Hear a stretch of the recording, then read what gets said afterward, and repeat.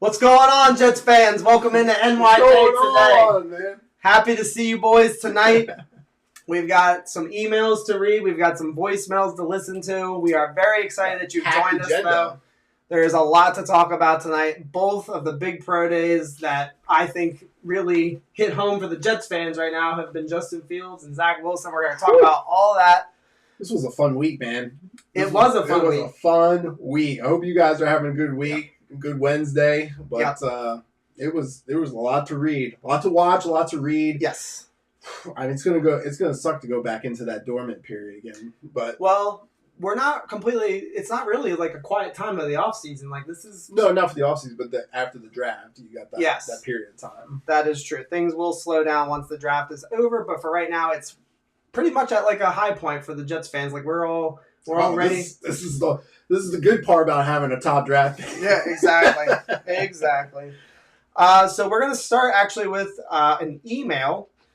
And this is from one of our listeners, R Red Sports. Let's go. We appreciate you for always listening and being a viewer. I appreciate you because we talk a lot on Twitter. Yo, chat, you guys are the best. Yeah. The engagement, the feedback we're getting through chat is unbelievable. So, yes, we love you guys. We appreciate you. So anyways, here's the email. It says, "Hey guys, I enjoy your streams and the draft profiles. Please keep the good content coming. So my preference for the second pick is Justin Fields. His 4.4 speed will give defensive coordinators absolute nightmares. Both he and Wilson have tremendous arm talent, but the speed and overall body of work gives Justin the edge, in my opinion." And I think that's absolutely fair. There's nothing wrong with people being out there. I feel like the Fields fans out there have been so defensive because they feel like, why is this quarterback that I like so much being talked about as a fourth round projection? For some GMs, some general managers, right? His talent alone should get him drafted in the first round, and then when you look at his production, I think it absolutely speaks for itself. I mean, the guy is ridiculously talented. So I think you said it best when we were talking off camera, which is he just needs to learn a little bit of quarterback, and the guy can be legendary. Yes, the guy can be legendary. That's the thing I think too. Is like.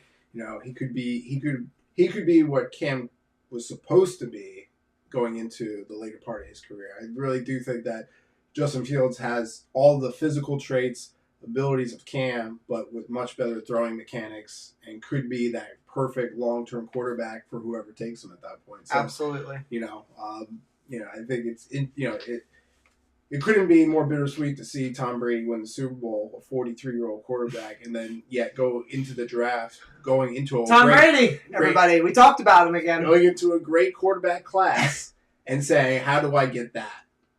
Who in this group is that? Now, I know not every draft class has a Tom Brady. That history speaks for that. The greatest of all time. But still, having the ability to take a quarterback in a quarterback-heavy class, I think you couldn't get more motivation and more pressure if you're Joe D.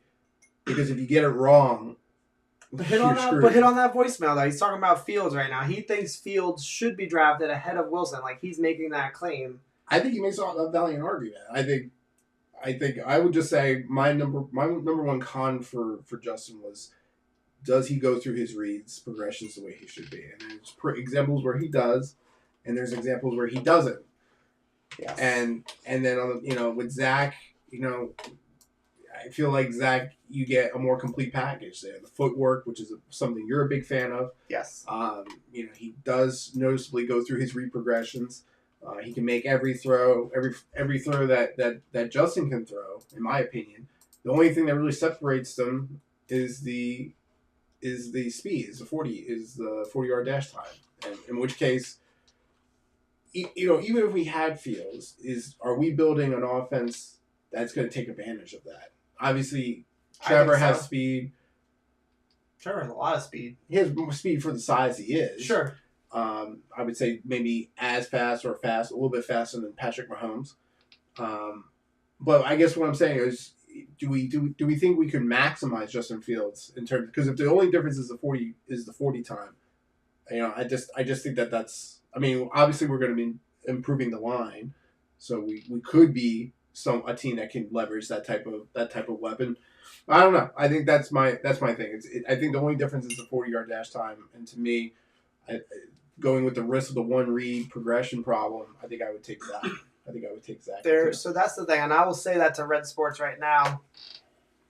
I feel personally like any argument could be made for Zach Wilson or Justin Fields, and I would listen to both arguments. Like I am pro Zach Wilson, but that does not mean that he is by any means, I think, way better than Fields. I think Fields shows a crazy amount of talent, and I think it would be foolish not to consider him at number 2. Right. Excuse me. We got Straight Fire in the chat. He says, "Hey guys, what is up? Would love to hear from you. Call us in at some point during the show, brother. We'd love to hear from you." Let's go, Straight Fire. Robbie Oak, cheers to you, my brother. Great to see you. Let's go, guys. And then we've got Rafa, who has actually got a voicemail coming up on the show. And he says, here comes the yo-yo effect. After watching Nania's breakdown of Zach Wilson's game against Coastal Carolina, I was sold on Wilson. And I did see that tweet. So correct me if I'm wrong, Rafa. Nania works for Jets Factor. I think that's what it is. Jets X Factor. I think so. Let me know in the comments if that's correct. Because if it is, I do want to tell you guys something. So anyway, Michael Nania did come out with that tweet. He said it was his worst game, but let me show you some cut-ups, basically, of how he actually didn't play nearly as bad a game as people actually think. And there's passes that he threw that were dropped, easily dropped, that were wide open on third down, too. I think there was a lot of bad drops on third down. Yep. Kind of like the Mahomes game in the Super Bowl. I'm not saying he's Mahomes, chill. I'm just saying that he had a bad game and his team had a bad game. And that's kind of... Yep. So I haven't technically watched it, but I know that's the concept in the video. And so Rafa's saying, I think so. So I'll actually go ahead and announce this now because it's early in the stream. And if you're watching this after it's recorded, let me know what you think. But we are going to actually have a special guest on Monday live. I am going to be hosting one of the contributors over at Jets X Factor. Sorry. Going to have a contributor come over to actually talk film with us live on the show. He's going to break down Justin Fields and he's going to break down Zach Wilson. And so that'll be coming on Monday. You'll get information about that tomorrow. It's from the same website as Michael Nania. So I'm pretty hyped up about that. And he says they lost, but he came back to almost. And it says lots of drops in that game. And I believe that there was a touchdown, the touchdown winning drive was like just short. I think it was like they were inside the 10-yard line or something like that. So he was really close to bringing them back, and I think people would have had a different perspective on that game if they had scored. And so, yeah, I think that's fair. And I think that kind of takes away that argument against him is that he had a really bad game. But I feel like every quarterback has down games. It's kind of crazy to think that could be a negative. And as a fan, it's not easy to really be able to debate that because, without breaking down the footage, which is what that video does, unless you have the game recorded, you really need to see every piece of the footage to really know whether it was a single player or a team loss at that point. And I think that video, I don't know, it eased my fears, especially with all the commotion going around with these quarterbacks. So I thought it was awesome. Yep, and Fields too. Like I feel like he had his bad games against Northwestern. He had a bad game against Indiana, and I just feel like. If anybody says, like, he was terrible in those games and, like, basically had a down season, I don't think Justin Fields had a down season.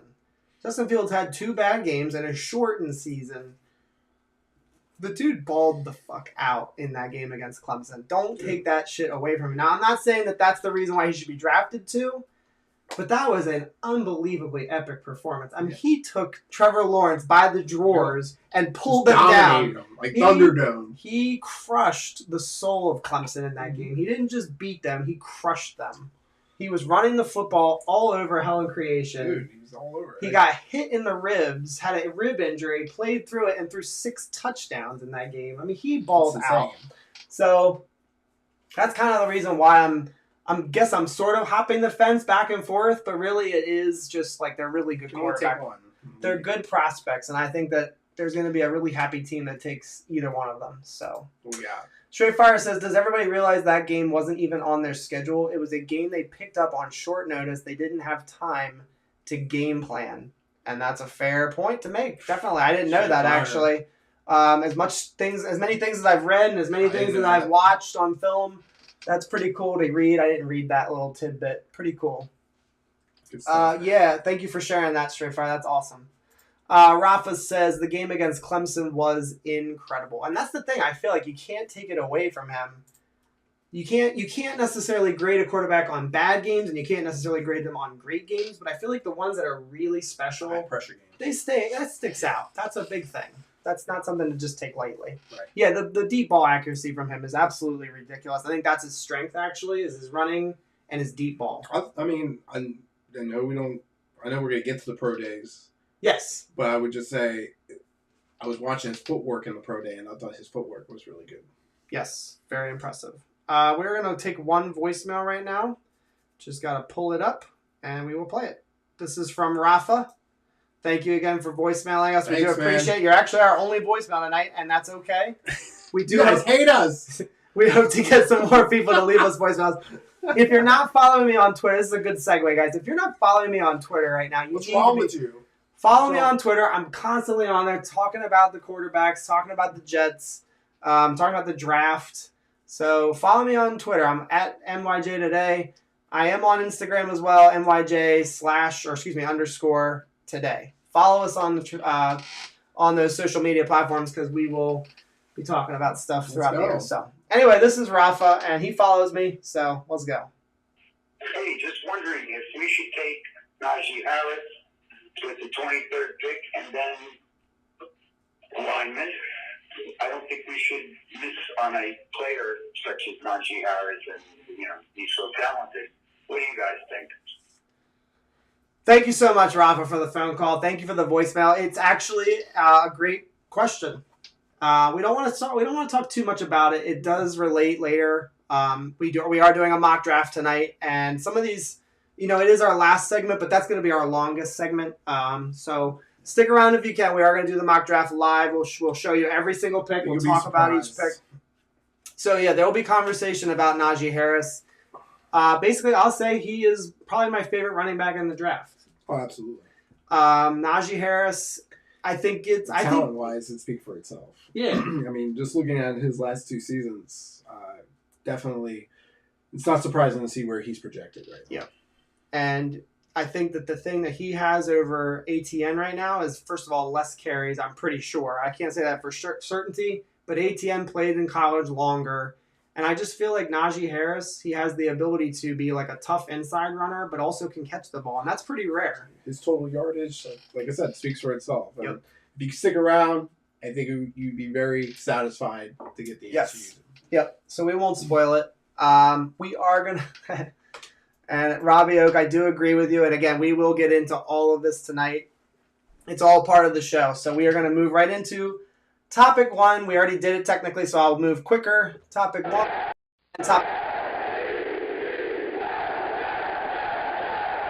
Beautiful.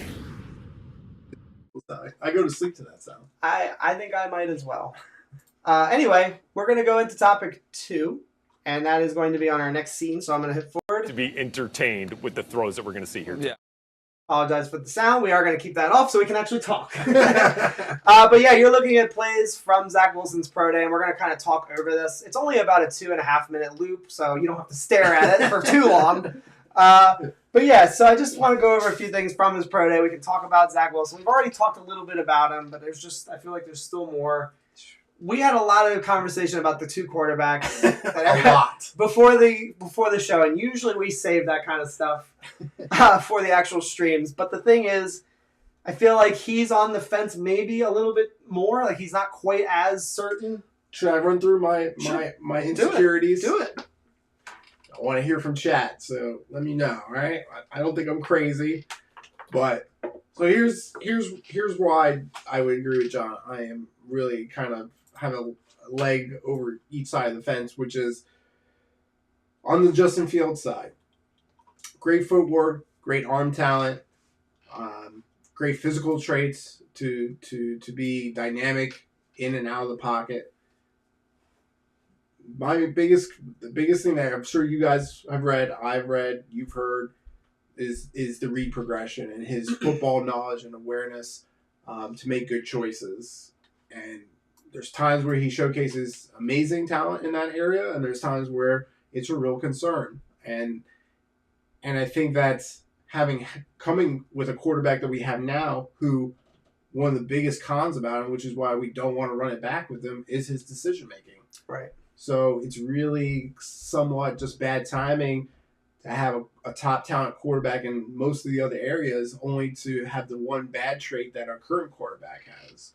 I do want to hit real quick. I'm sorry, I'm not trying to interrupt you. We do have a new member to the chat tonight. We've got Nicholas Sarosi. Nicholas, welcome to the show. Let me hit this coin without deafening everybody. It's not too loud. Beautiful. We love having you here. Oh, you're empty, dude. I'm getting a beer. Don't worry. You're on an empty mug. I'm not gonna do that. You just cursed him. This is a thing. Chad, is he cursed? Every new viewer or watcher. Cheers. Cheers to you, Nicholas. We just brought you back, man. You're good now. So we've got a lot of chat going on right now. So Shit, blow it up. Right now we got Robbie Oak just says no running backs for me until late. Robbie Oak said someone just did an analysis of Ty Johnson, and Adams, maybe Glazer.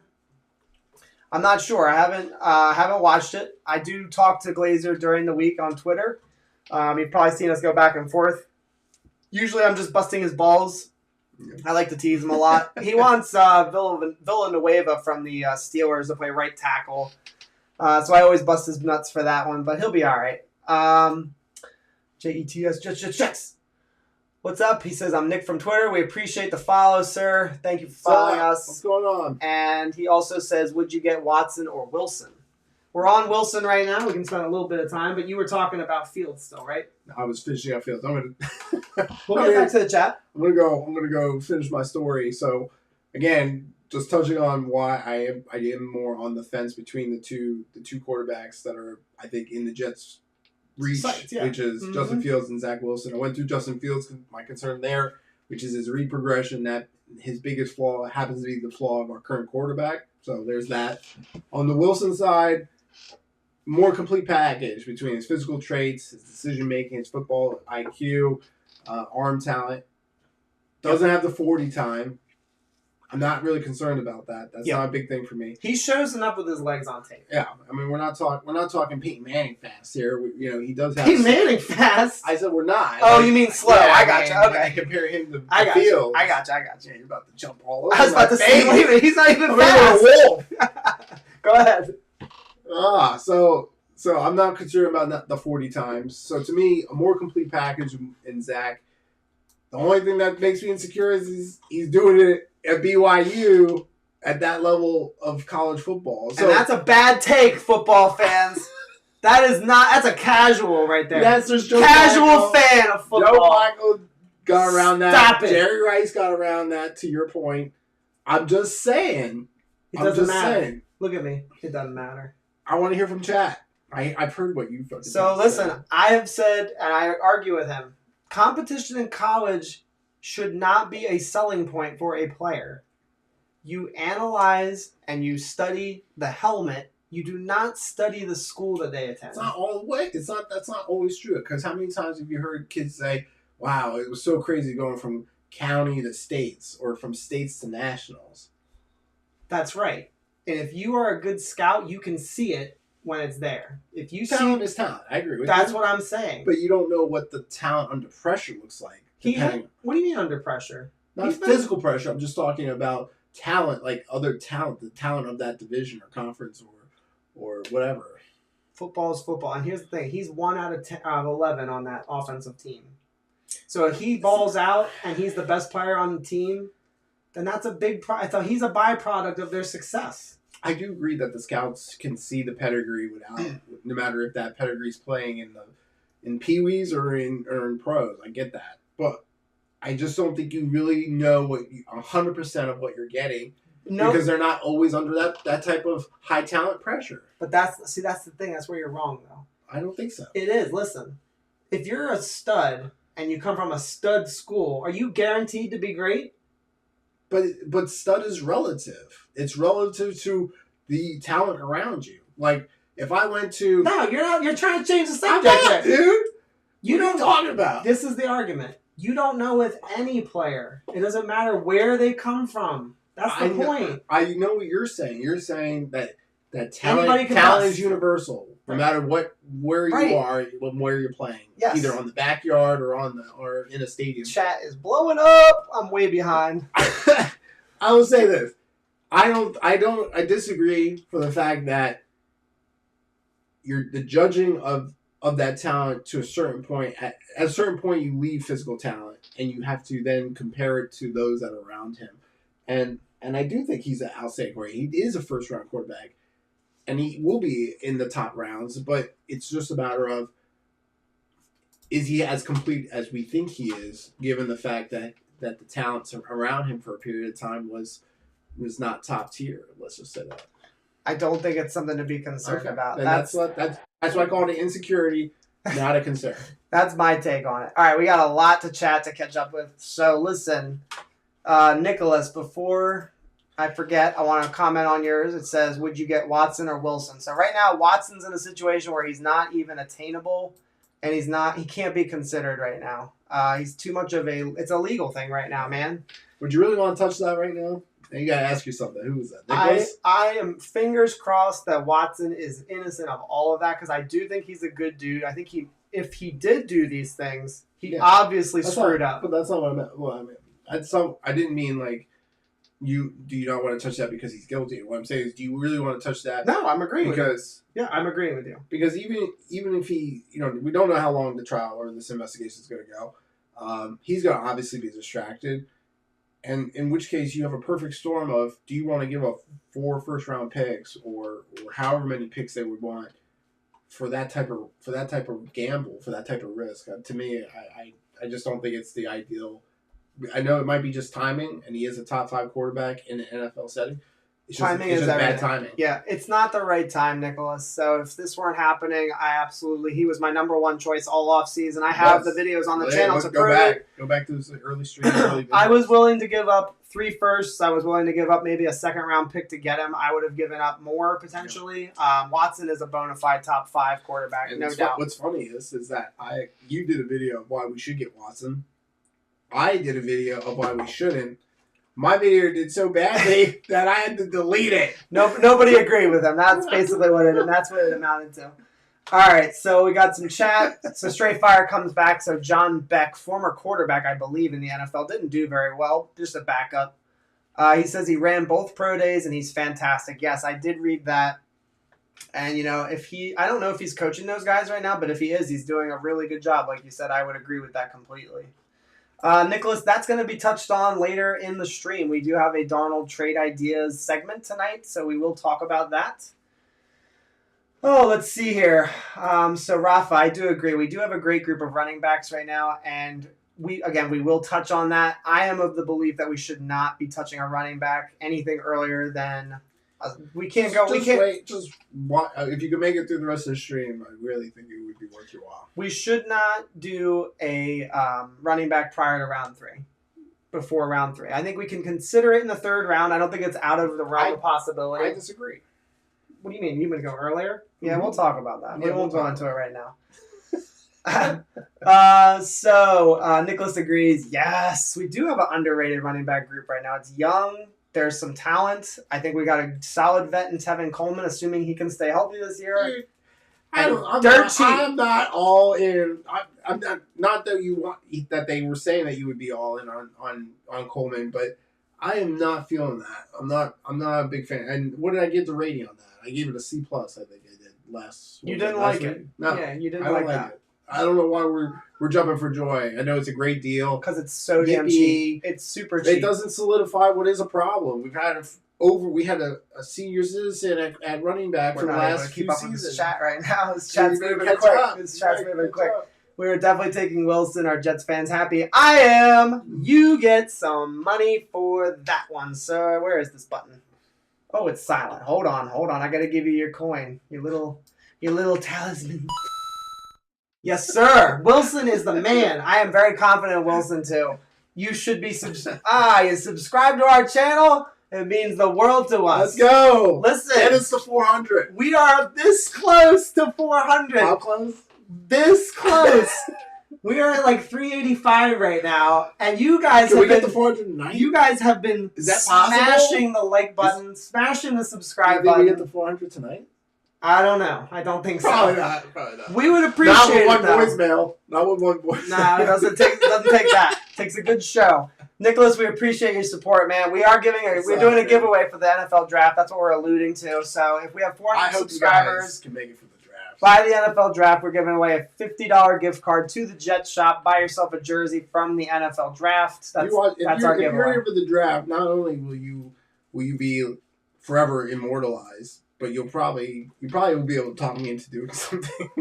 Nicholas gives a great question. So he's talking about Jeremiah Owusu-Koramoah, the linebacker from Notre Dame, I believe. Is that who you're talking about?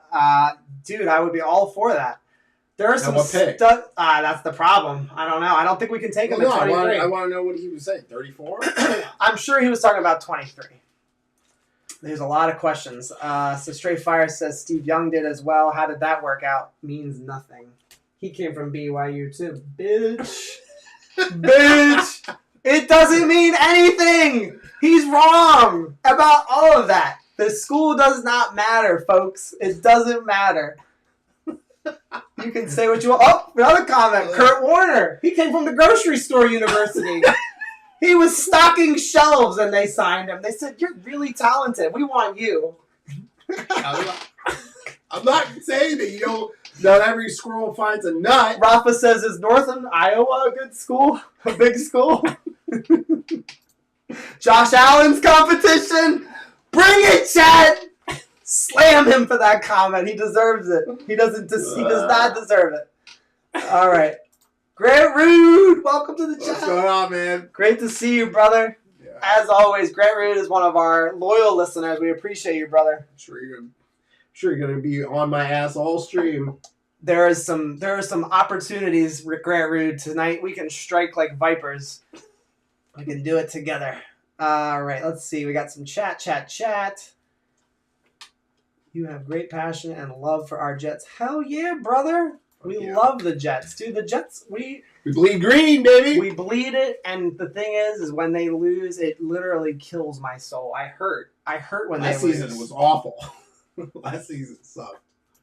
Nicholas says we're the first YouTuber he's watched. I appreciate it. There's a lot of good YouTubers out there, dude. Matt O'Leary's a fantastic YouTuber. If you're not watching Matt O'Leary, you're making a mistake. 24/7. Jets Central. I've been watching him probably the longest. He's got 20K subscribers. He just hit that mark just recently. He's fantastic. And then Jets Talk 24/7. Ryan is the head of that. Excellent. They're top of the line guys. We are just really little peons to them. They are really good guys too. Just good quality. Grant Root agrees with me. I'll put that comment up. If he disagreed with me, I wouldn't put it up though. He said the school doesn't matter until people ask about Fields and are more than happy to point out OSU hasn't produced any top quarterbacks. And I think that's another one of those arguments that's very invalid. Where the hell did Patrick Mahomes come from, everybody? Yeah. Texas Tech. What quarterback has come from Texas Tech? It's true. Name one. I dare you. None of them have come into the NFL and succeeded. None of them. So just keep that in mind. That's why I say that. The school does not matter. It's the player. You have to analyze the player. Whether they came from a school that didn't have successful quarterbacks, whether they come from a small school, the talent is either apparent or it is not. And the other thing you have to watch is, are they leaders? Are they good people? Like, are they going to help lead the team to be successful? That part I agree with you. That part I was never contesting. It's just it was an insecurity, and I appreciate the input from the chat and from you. You took it like a man. We appreciate you. Yes, Green Bean is awesome as well. I love Green Bean. He's one of the funniest, I think. He's probably the funniest guy. He says what's on his mind, and that's what I love about him. So, real quick on Zach Wilson, I just want to say one thing that stuck out to me, and I already knew this, but his release, it's lightning quick. It is like butter. That thing is smooth. It is fast. He gets the ball out really quick, and he can do it on the run. And that's what I think is like. He has a very short throwing mechanic. so his release is so quick. Yeah. Like, it's almost like he doesn't like fully follow through. He can like whip it. Yes. And he doesn't have to stop moving. He can throw it on the run. I mean, we saw that. We were watching film on Through it a before. laser. He can throw it. Yeah. Nick, he does have a chance, man, to be really great, I think. I don't know about the GOAT, but he has a shot. He could be really good. If he could be our 40-year-old quarterback, I'll be all right with that. Gray Root says, in a heartbeat, that trade is an easy yes. The problem with it is no way Carolina does it. So somebody must have talked about trading with Carolina. Would you trade C.J. Mosley and Darnold to Carolina for the 8th pick? They would not bite on that pick, sir. Way. Nicholas, I'm not saying to be critical, so don't leave the channel. Just because I disagree with you, I want you to understand, like, that is what good sports talk is all about, is disagreement, having a debate, listening to the other person, and then just agreeing that even if you don't see the eye to eye at the end, you just got to say agree to disagree. That's the only way to do this. So, yeah, that trade I don't think would happen. They're going to want picks back, and Mosley and Darnold wouldn't be nearly enough compensation for that. A linebacker that hasn't played since 2018, and a quarterback that has struggled, is getting worse every year. Yep. So I would say there's nothing that says we can't trade back with Carolina. I don't know if I would do it, but if we're going to trade back, they're going to expect to get the number 2 overall pick in exchange for whatever we are getting from them. We don't move out. We don't move in that draft without giving up the second. Yes. And we'll talk more about that as well. We're going to move on to the Justin Fields Pro Day, but I just want to say there's no way we're trading back in this draft unless we're getting overwhelmed with draft capital. I mean, Joe Douglas would probably get anywhere from 4 first-round picks and mid-round picks. I'd be pissed if we don't, because if we trade down and we get Jack, which I don't think is a possibility. So let me make that perfectly clear before Grant Rude comes at me. Or you come at me, I don't think it's going to happen. But if we did trade down and not get something of satisfaction, how mad would you be? I don't know, man. I don't want to think negatively. Well, right? I know. Cliff Hopkins, he says, what do we do about backup quarterback? C.J. Beathard is still out there, and he's been my number 1 backup option all offseason. I would love for us to get C.J. Beathard. He would have the experience in the offense. He's not a guy that's going to intimidate, I guess I should say, a number 2 overall pick, even though that's not really a bad thing. I think that C.J. Beathard would just give knowledge to Zach Wilson or Justin Fields, whoever it may be, and help them to learn faster. I mean, that's what a backup quarterback is supposed to do. They're supposed to help teach the offense. There's a piece of this that we haven't talked about with all this commotion, which is, let's say Niners take a quarterback and Atlanta takes a quarterback. Where does Matt Ryan and Jimmy Garoppolo go? I don't think that Matt Ryan would be traded because his cap penalty would be too bad. Like, they would take a huge, massive hit if they traded Ryan. And Jimmy Garoppolo, they've already talked about, the Niners have openly said they want to keep him on the roster no matter what they do at number 3. I think they want Jimmy to play, is what I'm saying. Like, I think they have plans to do the Aaron Rodgers approach. Initially, when the 49ers traded up to 3, there was speculation that they were going to first initially get Trey Lance. And then somehow it went from Trey Lance to Mac Jones. Because they didn't intend Justin Fields Pro Day. I don't buy that. No, what I heard was that Justin Fields' university and him himself are doing private pro days.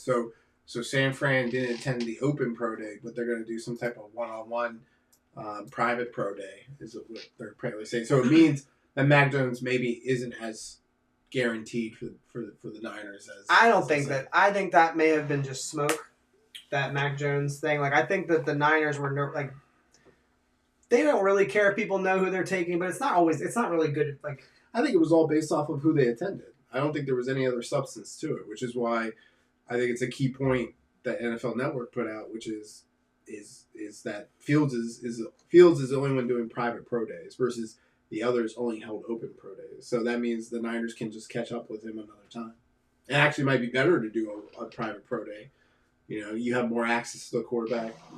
We have a new member in the chat. We are going to celebrate you, sir.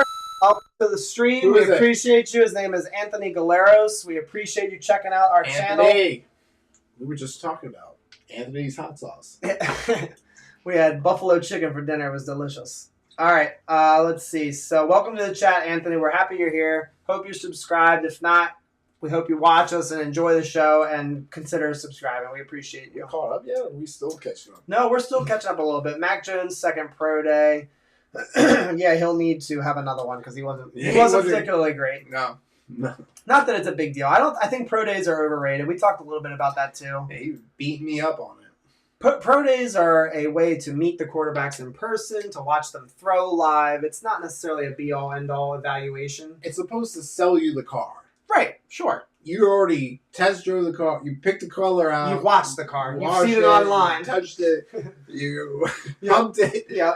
And the only thing that you need is the test drive, right? And that's what really the pro day is. And getting a bunch of cheers in the chat because we celebrate the new people. He had some balls that were floundering. He misjudged them. A lot of 2D passes. I don't know. I don't know what was going on. I don't hate Mac Jones. I think he obviously just had a bad day, but when you got Bill Belichick shaking his head at you. I think the Niners would be kind of crazy to pass on Justin Fields if we take Wilson at 2. I think that would be insane. I don't think that it's safe to take Lance. They must take. We would agree that if we take Fields, they take Zach, right? Yeah, no, I still believe that we take Zach Wilson at 2. I still believe that's the thing that's most likely to happen. Can we pause and just agree that when I say this, let's just agree that we're in, Never Land, right? What if Jags take Zach, number 1? They're not going to. I just had to do it. They're not going to. So my wife did point out earlier in the offseason she didn't think they would get rid of Darnold. He has yet to be traded yet. I had predicted he'd be traded by the end of, next week? Next week. I had said the end of the first week in April. So I don't know. I was pretty confident last stream. That's why I called it out, but maybe it won't happen. They'll have a competition? No, I don't know. I don't know what they're going to do. Maybe they wait till they get to draft day. What if they do have a quarterback competition? I don't think that's possible. I really don't. I really don't think there's a scenario where the Jets... Yeah, Zora, I'm getting to him. Don't worry. Who? What? Zora's going to, he said, talk about Kyle Pitts. I'll get to him. Don't worry. So listen, my wife said he wasn't going to get traded. I forgot what I was saying. Oh, okay. What I was saying was that Sam wouldn't go to the combine, and remember how mad I was? Oh, God. Sam didn't go to the combine. Get out of here. Yeah, but that's the pro day thing. Yeah, I gotcha. You're going to get kicked out of here forever. So Robbie Oak kind of goes a good transition there from whatever that was. I think the 49ers traded up because they were okay with either Zach or Fields. So that's the thing. I think the 49ers would be crazy to pass on one of them. And I'm actually going to get into that during our mock draft a little bit later. We have Man, they really want us to get in this mock, man. Yeah, so Zora's talking about Kyle Pitts. Zora, thank you for coming back. You Kyle Pitts! A first-time listener last week, I believe. Cheers to you, brother. Cheers, man. Talk about Kyle? Kyle Pitts is disgusting. Right. Say it right. Kyle Pitts! That's what I would... If he was on the Jets, I would say that every time he caught a pass. So, listen, Zora... He is a freak of nature. He's a wide receiver that can play tight end. Dude. He's a tight end that can play wide receiver. He can line up in the slot. I love on the Jets. Oh my God. There were plays on my channel. Andrew Kelsey. I did a breakdown of Kyle Pitts on the Draft Profile series, and he was lined up one-on-one against J.C. Horn, one of the top cornerbacks. Right. And J.C. Horn, he was man-on-man.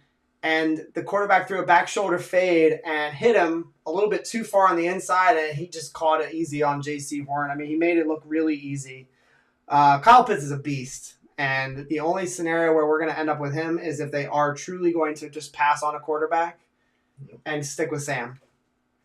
I don't see that scenario, and part of me will die that we don't have him on our team because I feel like he will be so good in the NFL. He is just born for this. He was born to play football. I believe that. Absolutely. And in the red zone... It's exciting to watch. In the red zone, he's going to be unstoppable. If he really masters route running, how do you cover that? How is a linebacker ever going to cover Kyle Pitts in the red zone? It's like a faster Rob Gronkowski. Right. And then what safety is going to have the size to match up with him and box him out? No. 6'5". And then you got Denzel Mims out there. Running a 4.4. He ran a 4.4 today, guys. Kyle Pitts ran a 4.4. And he's a fucking tight end. It's just crazy. Hey, that's bad in tight end. It's like crazy. seeing a video game. Exactly. And George Kittle commented on Twitter, and he was just like, wow. That's Yeah. like, he just commented. He's just like, Jesus. Like, basically, like, how Like, the I'm hell out of is a that job. possible? Yeah. All right, let's see. Lindell says Sam will be gone. They'll trade him on draft day. I do think that's the last, obviously, that's the last chance they have. If they don't trade him on draft day, there's no way they're going to get rid of him. And I did say that would never happen. So if Sam Darnold's on the roster with another quarterback, I will have been wrong because I said they would never do that. Yeah. I would be shocked. I would be absolutely stunned. Go a step further. What does that tell you though? How's that camp going to be then? It would be impossible. But let's actually play this out a little bit. If Sam's on the roster, now we have Zach and Sam going into competition. Can't imagine that. What happens if Robert starts Sam out of the competition? What does that tell you? That already sets a bad taste in your mouth about Zach, and we're going back into this vicious circle, Chad. Exactly. Right. If our quarterback Joe D has to see this. Right. I'm just gonna until that becomes a real factor or a reality, I choose not to think about it, because if that happens, in my opinion, we are going to be repeating this cycle. Ooh, Chad with the vicious comment. I'll take a tight end that can play tight end. Whoa. Whoa! You are not a fan of Kyle Pitts? Is that what I'm to read from that comment? Blow that comment up on it. I'm a little shocked, Mr. Chad. I'm a little surprised. Chad, you need to drive over here right now. You need to drive over here, and you need to sit here, and you need to explain to us why so much animosity. I'm stunned by that comment. Kyle Pitts can play tight end. But Chad's the type of guy who likes like a Mike Allstott type of player. Someone with the neck pad. With the neck pad that's like a juggernaut that once you get going, you don't stop going. That's great. That's wonderful. Oh my God, that's funny. No, I think that's crazy. Kyle Pitts can absolutely play tight end. He is not a beefy tight end by any means. He's not going to be like a snot buster, basically. He's going to be beating everyone off the line. Yeah, he's going to destroy linebackers, and that's what he's going to be. He's going to be covered by linebackers at certain points on certain downs. Explain yourself. He's a mismatch nightmare, and you can't stop him. Zora agrees. Any team that takes him is going to be so lucky. Pitts will be better than Darren Waller. That's a bold statement. Darren Waller right now, top 3 tight end, no doubt. And in my opinion, he's top 2 after we saw Kittle get hurt. I mean, Kittle's still a stud, don't get me wrong. He's like 2 or 3. But yeah, Darren Waller's in that conversation for best tight end in the league. We are going to just go ahead and get to our next topic. We've been on the first 2 for about 43 minutes, so I am going to fast us forward just a little bit. Let's go! We're going to Justin Fields Pro Day, boy.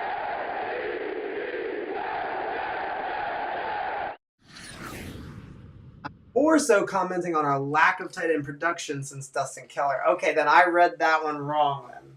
What happened? He's saying our best tight end was Dustin Keller, so that was our last good one, like our last solid tight end. And he's right. I agree with that. He's right about that. I may have misread your little message, and that's okay. Tommy Tremble at tight end, fullback. Yeah, Tommy Tremble. I have to read up about him, but Tommy R., thanks for coming back, dude. We recognize you in the chat. Let's go, bro. It's good to have you in the chat, dude. We will have to look into him. I have not read a lot about Tommy Tremble. I will be doing that, though. All right, we are going to talk a little bit about Justin Fields. So I'm actually going to push us to our next little segment here, and it's Justin Fields throwing at his pro day. And if you appreciate the graphics on this stream, I would like you all to do me a big favor. Jet up that like button. If you're new here, subscribe. If you're watching this after the stream has ended. You guys, we do want to hear from you how polished everything looks, because we were pretty psyched up about it. We got new software running in the background. Obviously, you see all kinds of new scene work that John's putting into it. So Let us know that it's paying off. Yep. Just because you guys do it every week. We appreciate all the compliments. There was that one night, what was it, about a month ago, when we literally had to remap the whole stream in 10 minutes. Yep. Those days are over, and we are so grateful because these streams are so much easier now. Oh, my goodness. All right, so Sean Bennett is in the chat. I'm going to move this real quick. Sean Bennett, welcome back to the channel, dude. Welcome. We love having you. Let's go, man.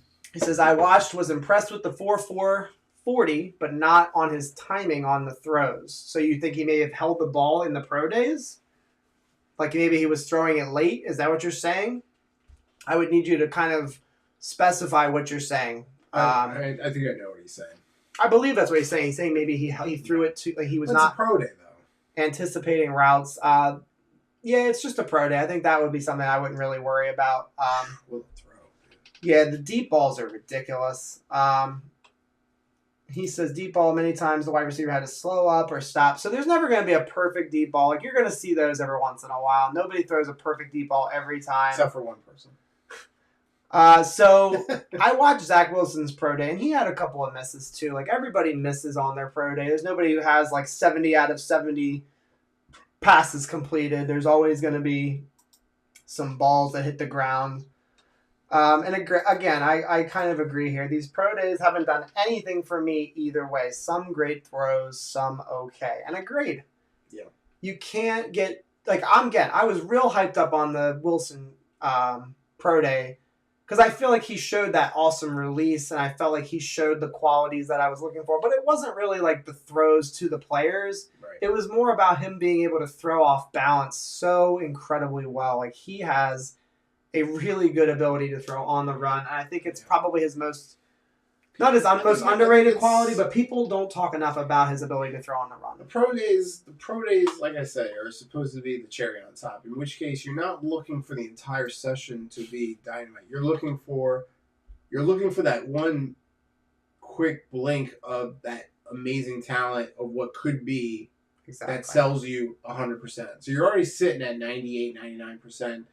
And whether it's one throw or 5 throws, the pro day, you're just trying to find that last little 1% to send you over the edge. And I think whether it's the Zach's throw going across the field while he's running, or whether it's Justin Fields' deep ball to the post, all it takes is finding one of those throws to really get you all giddy, and that's the draft at that point. So I think that's my take on what the pro days are. So these boys did mention a guy who could have come out this year, and I'm shocked that he didn't come out. Who? Chris Olave, the receiver, that he's that was crazy. Yeah, he was getting peppered by, like, the one that made him look good was Justin Fields, and that's why I thought he should have come out, because Justin Fields is gone. Right. And I feel like I'm not saying he won't be good this year, but those two clearly had a connection. They had a connection. They were rocket launching balls in the most impossible ways. Yeah, so agreed. Zora and Robbie Oak. Definitely would have been nice if Chris Olave had come out. It would have made the receiver class even better, and it's a pretty good one at the top, honestly. Yeah. Oh, so Grant Root said Fields drops to 12 easy. Did you hear what Dan Orlovsky said? Dude has no work ethic or desire to play the game. Stop it, Grant Root. I know you get upset when you read those things, but don't let it bother you, sir. There are going to be knocks on all these dudes all the way up to the draft. I'm surprised people aren't knocking Trevor Lawrence. Oh, there was people knocking Trevor. Nah, not enough. They'll get to him though. That's what this next month is exactly like that. It's how can we pick these people apart? These children, basically. Can I say one thing though too? Because I rewatched all 3 pro days, Trevor's, Zach's, and Justin's, and I would some of the throws that each of them make are amazing. I think after watching them, I still think that Zach had the best pro day out of the 3. But Trevor's was pretty damn good, I'm not going to lie. Pro days are pro days. I know, but I'm just saying. I'm just comparing the 3 pro days. I do think Zach had the best pro day out of all 3. Yes. Do you agree? Yes. It doesn't really matter, though. The pro day doesn't get me all tickled pink. Can we just... Who are we watching? Who's a future Hall of Famer, Rafa? Nah, man, he's trash. He's even holding the ball too long on his pro day. I could just feel the dripping sarcasm in that comment. Oh my God. It is just perfect. Just perfect. We got another new member to the chat. Damn. Dukes Dose. What's Welcome, up? bro. Let's go, man. Welcome to the channel. He says his body says he works harder. His body says he works harder than all of them. Mac Jones, I'd pass on. Trevor had trouble winning the big one. Yeah, he lost 2 natties. And that means something. He didn't win. He won his first year, and then he lost the next 2, I guess. So Trevor's still Trevor, though. I think he's a really great draft pick that's coming out. I think he would be my number 1 quarterback in this draft still. So it's because of the hair. All right. Last comments on Justin Fields, because we got a mock draft to hit soon. Yeah, let's hit it. No, you got anything else to say about Justin Fields? I think I've talked my ass off about Justin Fields. All right. Well, I got bullets, so I'm gonna go over them real quick. His arm strength is crazy. I love this season stats. 158 completions. Let me read my goddamn notes, will you? What is this? Just kidding. Deep ball accuracy is pinpoint. Athleticism is through the roof. And I said that Josh Allen had all these measurables. Josh Allen was the strong arm. Not Justin Fields does not have as strong an arm, but all the measurables. He needed a little bit of time to learn the game. And I said, is it wise to pass on this dude? I feel like that can be said with Justin Fields. He has all the measurables. He's a prototype. This guy can run, can throw. He can throw the ball really, really well deep. Read progression. And again, yes. So that's my thing with Josh Allen. He had to learn a lot of that too when he came to the league. And that's why I use him, not because they're the same player, but just in that sense that he needed to learn a little bit when he came to the league. Can't you see him being like a Josh Allen? He runs the ball a lot, but also throws the ball a lot. I can also see him being Cam if he doesn't take the right steps. Yeah. Well, listen, Grant Root, I got your back on Justin Fields because I feel like the criticisms of him are absolutely insane. I think he's a very talented guy, and I just don't want people on the channel to ever get it twisted. Like, I've said Zach Wilson is ahead of Justin Fields. I'm not unhappy with either one. I haven't said that Zach Wilson is a million miles ahead of Justin Fields. Justin Fields should be in consideration. That was literally one of the first videos that I did in the draft profile series. He should be in consideration. That was literally the name of the video. I think we'd be having a different conversation if we had Adam Gase as our head coach. This is what I'm talking about. Zora, right here. If Shanahan gets his hands on Fields, that's going to be crazy. And that's kind of what I feel like. If LaFleur can get his hands on him, we can work with that. We can do something with that. And I just think it's crazy to think that there's a clear number 2. I don't think it is. I think it's a very close. It might even be close to 50-50. I don't know. It's all about who has a more complete package. And I ask each of you to answer that question yourselves. Bill Robbins, another new member to the chat. Welcome to the show, dude. What's up, Bill? All these new people. Let's this go. Is fantastic. He's disagreeing with you, I think. He says, like Cam, you mean the former MVP quarterback that led his team to a Super Bowl? I would be okay with that. Bill, after that, what happened? He got too injured. But Justin Fields doesn't run like that. Justin Fields is not a bulldozer. But you don't agree that they could overplay that? Look at Robert Griffin. Absolutely. And that's something that I do worry about, is you cannot... He needs to be told from day one, you are not allowed to take hits. Which is why I said if he doesn't take the right next steps, it would be really bad for him. I said close to a tie. My goodness. I still said that Wilson's still my number 2 quarterback. It's just very close. Y'all need to take a breath. It's okay. We all disagree. Like wolves. The day moves on, baby. It's not a big thing. Man. They haven't been fed. It's not a big thing. To have a disagreement is normal. We're human beings. We all disagree. It's literally what people do. We all disagree. It's what makes us... That's what makes the world go around. Exactly. All right. I don't have much left to say with Justin Fields. We love him. I love him as a prospect. I think you do too. I'm not happy with either one. Yep. It's just two different concerns. Beautiful. We will move on.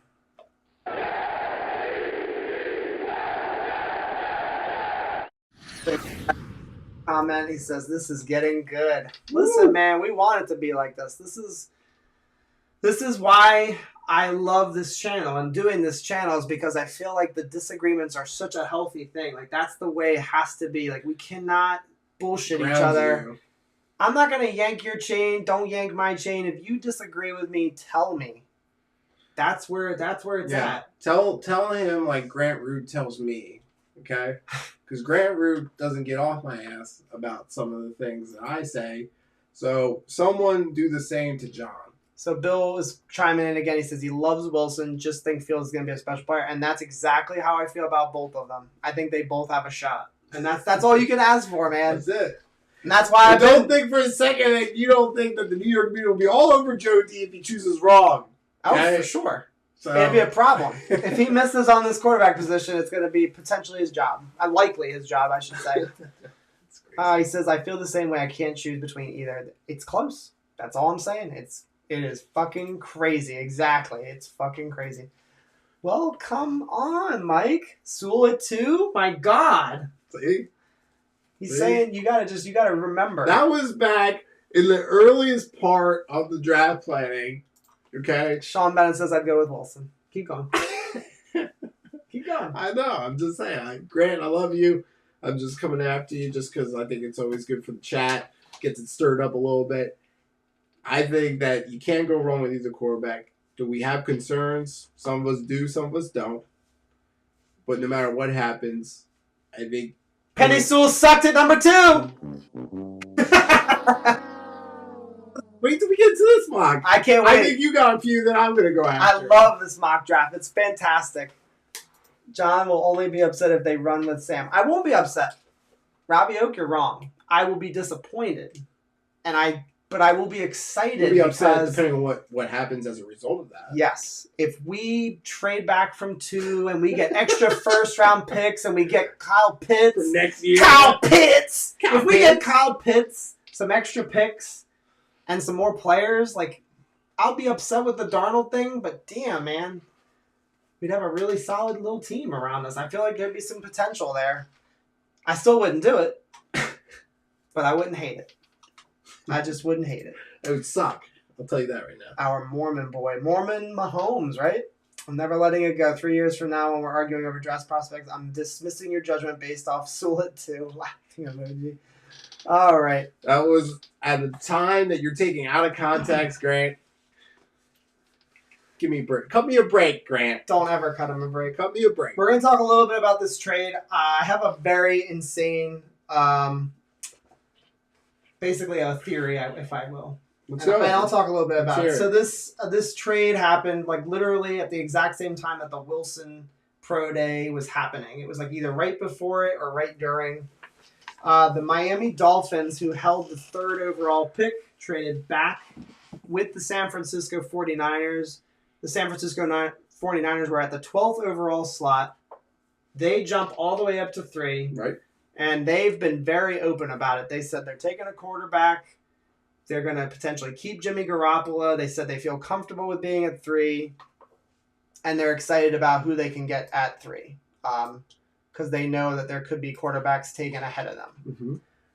Mm-hmm. The Miami Dolphins got a slew of picks. They got a 3rd rounder for this year's draft, a 1st-round pick in 2022, and a 1st-round pick in 2023. So they will have at least 2 1st-round picks for the next 2 more years. And they've got 2 this year. So that's 2 1st-rounders in the next 3 years, which means the Miami Dolphins have 6 1st-round picks in the next 3 drafts. Yeah, that's insane. So I'm pissed about it, to be perfectly honest with you, because I feel like the Dolphins did the absolute... They pulled a great trade. Yeah. And it kills me to say it. And Jets fans, let me know what you think in the comments. While this video is live or after the video is live, I'm worried about the Miami Dolphins. I feel like they're going to be the number 2 team in the division this year. No, I think the AFC East will be one of the strongest and most competitive divisions in the next 3 years. You got the Bills. Bills are young. Up. You got Miami doing crazy things with these trades. And you got New England, who we just talked about in prior streams, where everyone's saying, oh, look, Bill's building another dynasty. I'm like, good Lord. Sean Bennett says, what's with this Mormon thing? And Grant Root tells him what it is because he went to a BYU, which is a church school. He says, yeah, I've been in the sauce today.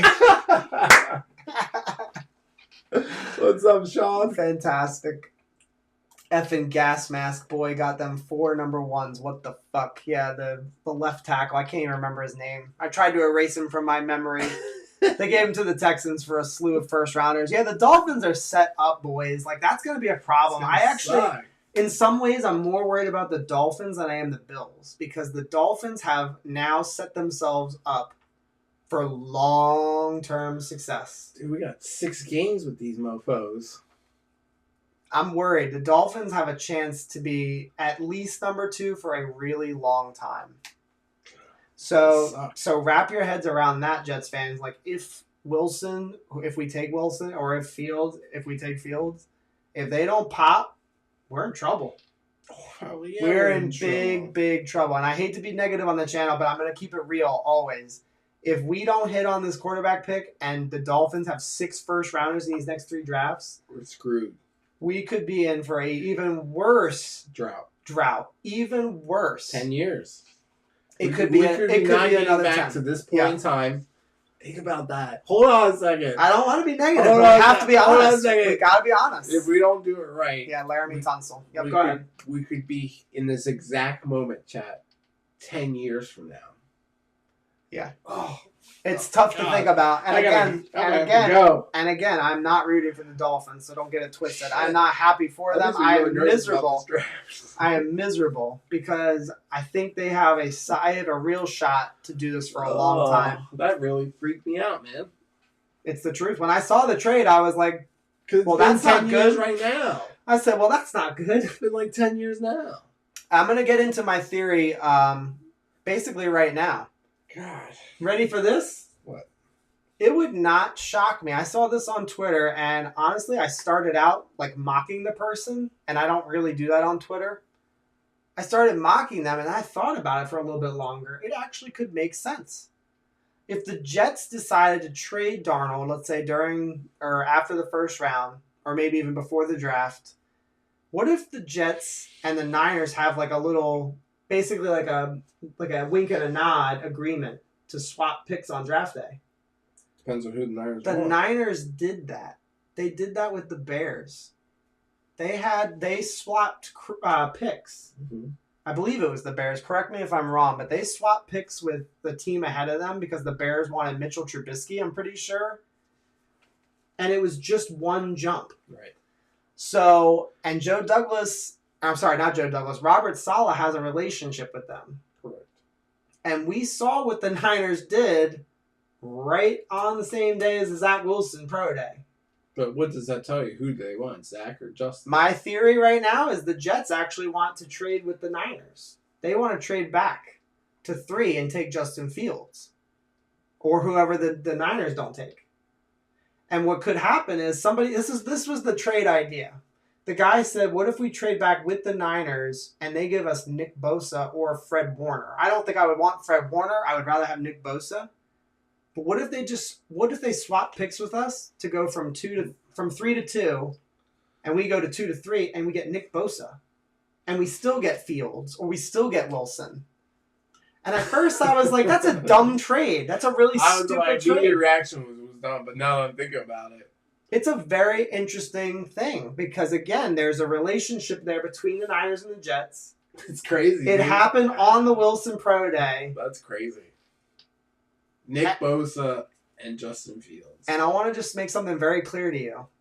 When the trade happened, the Jets were basically on their knees gulping Zach Wilson. Yeah. They were talking to him. Joe Douglas was literally 6 feet away from him, talking to him. I don't know if they're just smokescreen trying to get the Niners to bite harder. Like playing games, basically, through the media. Joe Douglas, there were no shots of him and Justin Fields' face. Maybe it would tell you for sure that the Niners want Zach. That's what I think too. So Sean Bennett, we will talk about that. Go ahead. Sorry. It'd have to tell you that they want Zach because if they wanted Fields, they would just let the draft run as usual. Right. So it's a crazy theory, and I want people to realize that. I don't think this is likely to happen, but I saw it on Twitter, and I just thought it was interesting. I thought I would bring it up. That's interesting. Sean Bennett says, okay, well then why wouldn't they originally have done that before trading a boatload with Miami? Now keep in mind, Miami is our division rival. That's the other part of this that doesn't get talked about is that Miami was never going to swap picks with the Jets. No. Why would they swap with us? Right. Miami, number one, they don't want to trade up. They want to get more picks. Correct. Number two, They don't want us to get it. the Niners and the Dolphins swap picks. And the Niners and the Jets, they're NFC and AFC. Let me ask you this: the switcheroo between the Bears and the Niners, did that happen on draft day or before draft? Say that one more time. The Niners and the Bears? Yeah, did they do that? It was on draft day. It was on draft day. Yeah, it was when they were on the clock. So we'll see. And people didn't expect it. So I'm just throwing it out there. Keep it in mind that the Niners have done this not that long ago. They swapped picks with the Bears. The Bears moved up one pick, and this would be the exact same scenario. Right. The only difference was that the Niners had to get up high enough because the Jets didn't want to drop way back. It's just an idea. We don't need to keep talking about it, but it's an interesting thought. I don't want people to just think it's an automatic that the Jets take Zach Wilson at 2. I think that they will, and I do think that's the most likely thing to happen. But who's to say that the Niners and the Jets don't work something out? And maybe Joe Douglas is confident in moving back just one slot and getting something back for it. What if he traded with Carolina at 8? I don't think he'll do that. I think if we're going to trade back for that spot, it's a risky move because you're likely to not land Jamar Chase or Kyle Pitts. We get Mac Jones. Stop. I don't want Mac Jones. All right. Do the Jets have a possibility of making the playoffs? Jesus, I hope so, but I don't think so, man. No, we talked about that. With us taking a quarterback, what was our projection for the team over the next 2 seasons? And we both said we don't make it to the playoffs for the next season. For the 20 yeah, I don't think so. Not this season. We have a shot, I think, the year after that. And again, it depends on what happens with Miami. I think it depends on what happens with New England. It's going to be really hard. Buffalo needs to show that they're for real and continue to win every year because there's no guarantees that they do that. I mean, we see it all the time in the NFL. It's going to be really hard, chat. Yeah. It's going to be a hard division. Yeah. Can you believe that the stupid record is now different? I think he meant to say 7-10 the first time, but yeah, could you imagine? Yeah, that looks weird on paper. It's not 6-10, it's 7-10, and it's been 6-10 for my whole life. 70%. Nicholas hates Miami. We do hate Miami, and I hope you realize that we do not root for them. But I do love their trade, and it makes me really sick to my stomach to think about them. Yeah, you do have to. And again, that's the same thing. We're never going to pull, any punches on this channel. We're always going to be sincere, and I feel like that's going to be a trade that really benefits that team for a really long time. So, okay, we're getting very close to our mock draft. We've got one more segment. We've got the Darnold trade ideas segment. I'm pretty excited about this one. We kind of talked a little bit about it, so we won't have to spend too long on it, and then we can get to our mock.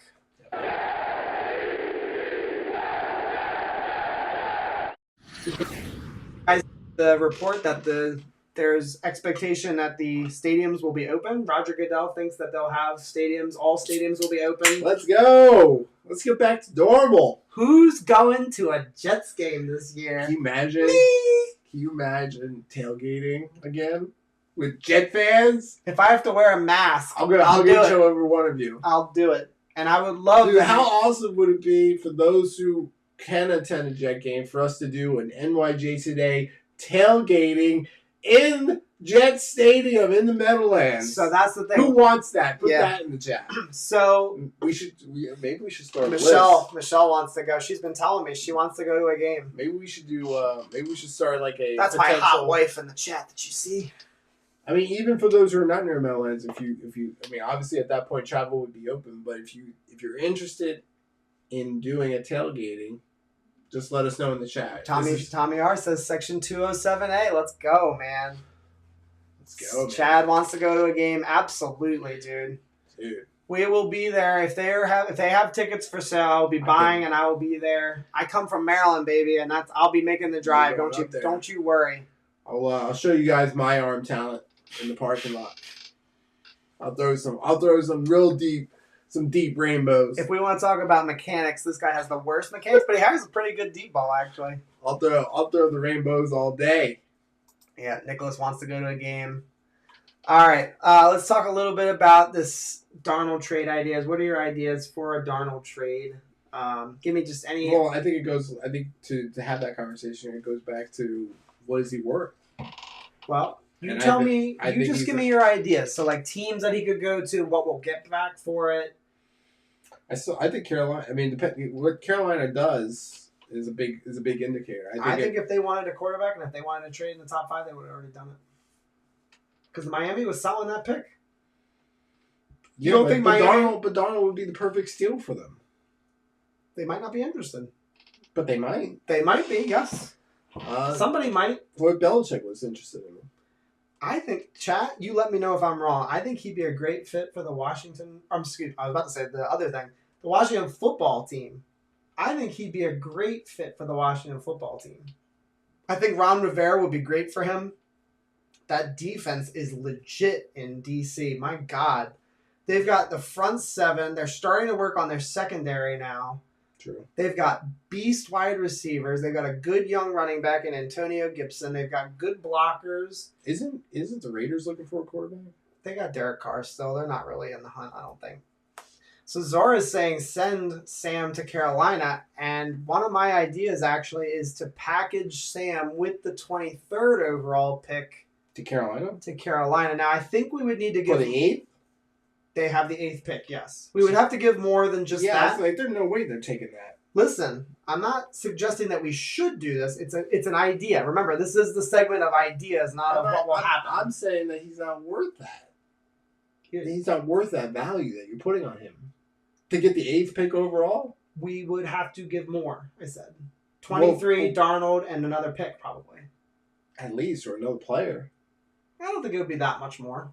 I think you put C.J. Mosley on there, it gets compelling. I don't think they're going to trade Mosley. I think they've talked about that, but I don't think that's going to happen. I think that's a really good trade, though. Let's talk about that for a second. Let's talk about Darnold with Fitzmagic. Laugh out loud. I honestly think he would be good for him, actually. Fitzmagic. He could tell him tell him how to not perform a quarterback. But the 23rd, Darnold and Mosley. On paper, a first-round pick for a first-round pick, plus a starting quarterback, plus a linebacker who when last played, quotation marks, when last played, was in the Pro Bowl. I think that's a really compelling pick. I wouldn't mind selling that and seeing what the bite was on that. Another new name in the chat. My God, it has been busy. Edward Figueroa. If I say your name wrong, I do apologize. Figueroa? Welcome to the chat. Let's go. We are happy to have you here. If you're new here, subscribe, sir. We would love to have you here. We are a new channel, but we are growing fast, and we are just happy to have you. Look at the chat. Yep. We are having a good old time. So, anyway, he says Minnesota should trade for Darnold. Yeah, I'll take that. I think he should go to any team with a veteran quarterback. I like your idea, though. I like that idea. I don't know what your thoughts are on that. I think it is more compelling on paper than I would say. Which are you talking about? Mosley, Darnold, 23rd for the 8th. I don't know if they'd want Mosley, but I think that's not a completely crazy idea. I just don't think that they might. I don't know if they'd be willing to move back for Darnold. That's the only thing I'm worried about. It's not about matching compensation, because I think we could do that, obviously. Guys are probably wondering, well, it depends on who they're taking, who they plan to take at the 8th, which we'll get to in the mock draft. It is in the mock draft. Nicholas says your channel's amazing. Appreciate you, bro. We're working hard. Lots of draft profiles, free agent profiles. We've been working hard. Season hasn't even started yet. We already cheers you, Nicholas. Oh my God, it's the best. Rick B is new to the channel. Rick B, a new member. How many new members tonight have there been? This has been crazy. Nuts. We appreciate you checking out the channel, Rick B. Rick B says Darnold in our 23 plus Mosley.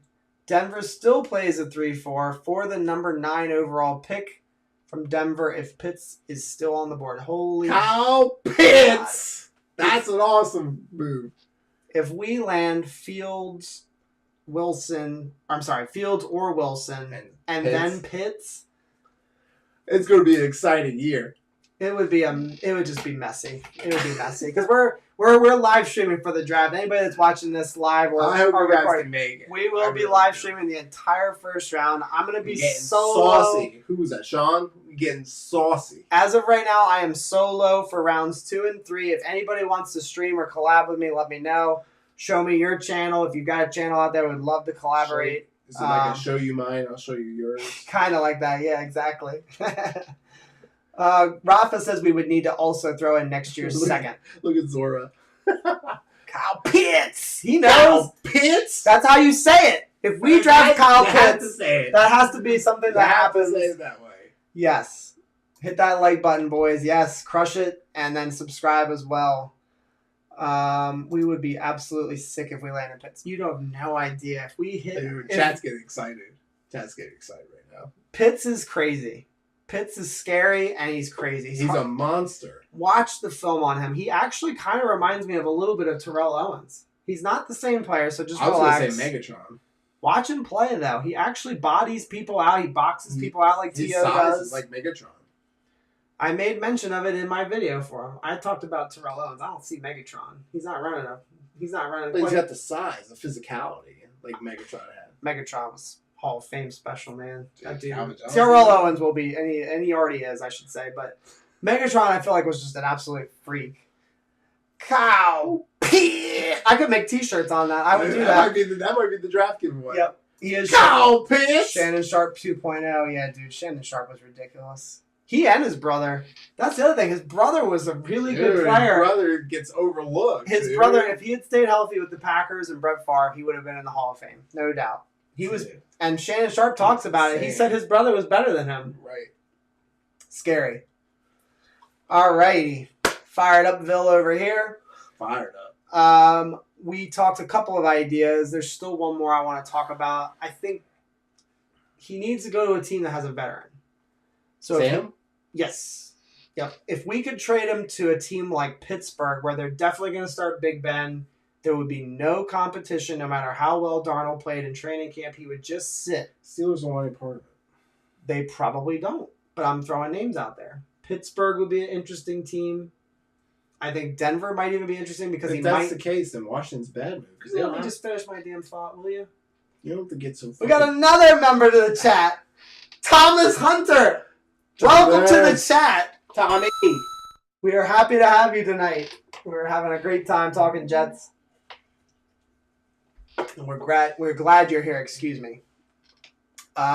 He says I would kiss the head of Joe Douglas if we can get Kyle Pitts. Hell yes. Kiss that shiny head. Yeah, Rich Eisen. Rich E. I don't know who Rich E is. Rich Eisen, however, I know who that is. Maybe you're talking about somebody different. Are you talking about Rick B? Rick B says Kyle Pitts. Kyle Pitts. That's how you say it. I don't care if you take it to another channel and tell them, because I want the word to be spread. When he catches a ball or catches a pass, I want people to say Kyle Pitts. Kyle Pitts. He's just the best. Damn, Kyle Pitts. All right. I think we're all ready for this mock. It has been an hour and 15. If you're still watching this stream and you've been here since the beginning, let's go. It is nothing but love. I know I asked a lot out of you to stay for the whole stream, basically, to get to our mock. We appreciate you. We're so glad you stuck with us. So, you ready? That's it.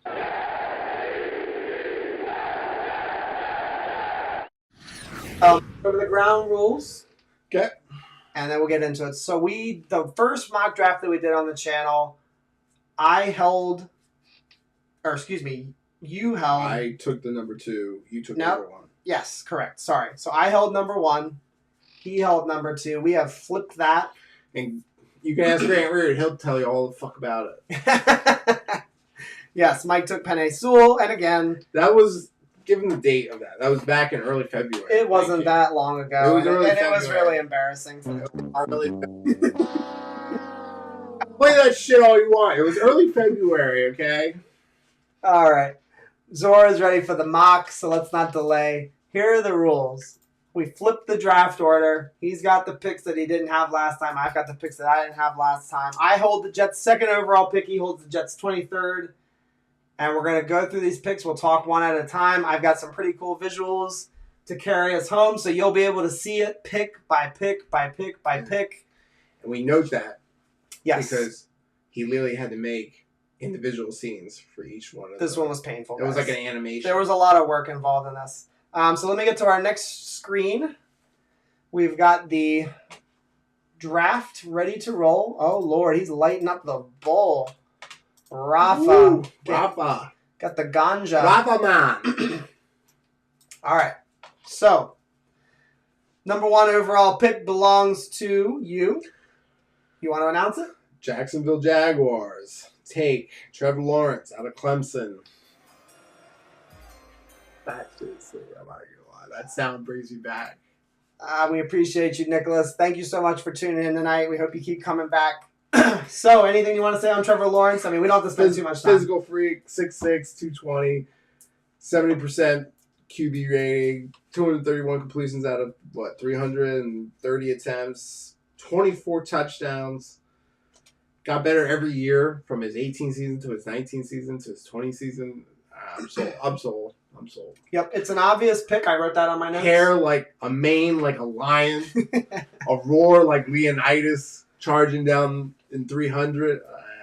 I would take him. Abs like a wash. Like you can wash your T-shirt on, your white beater on. He's got a man crush on Trevor Lawrence. I'm not of that same ilk.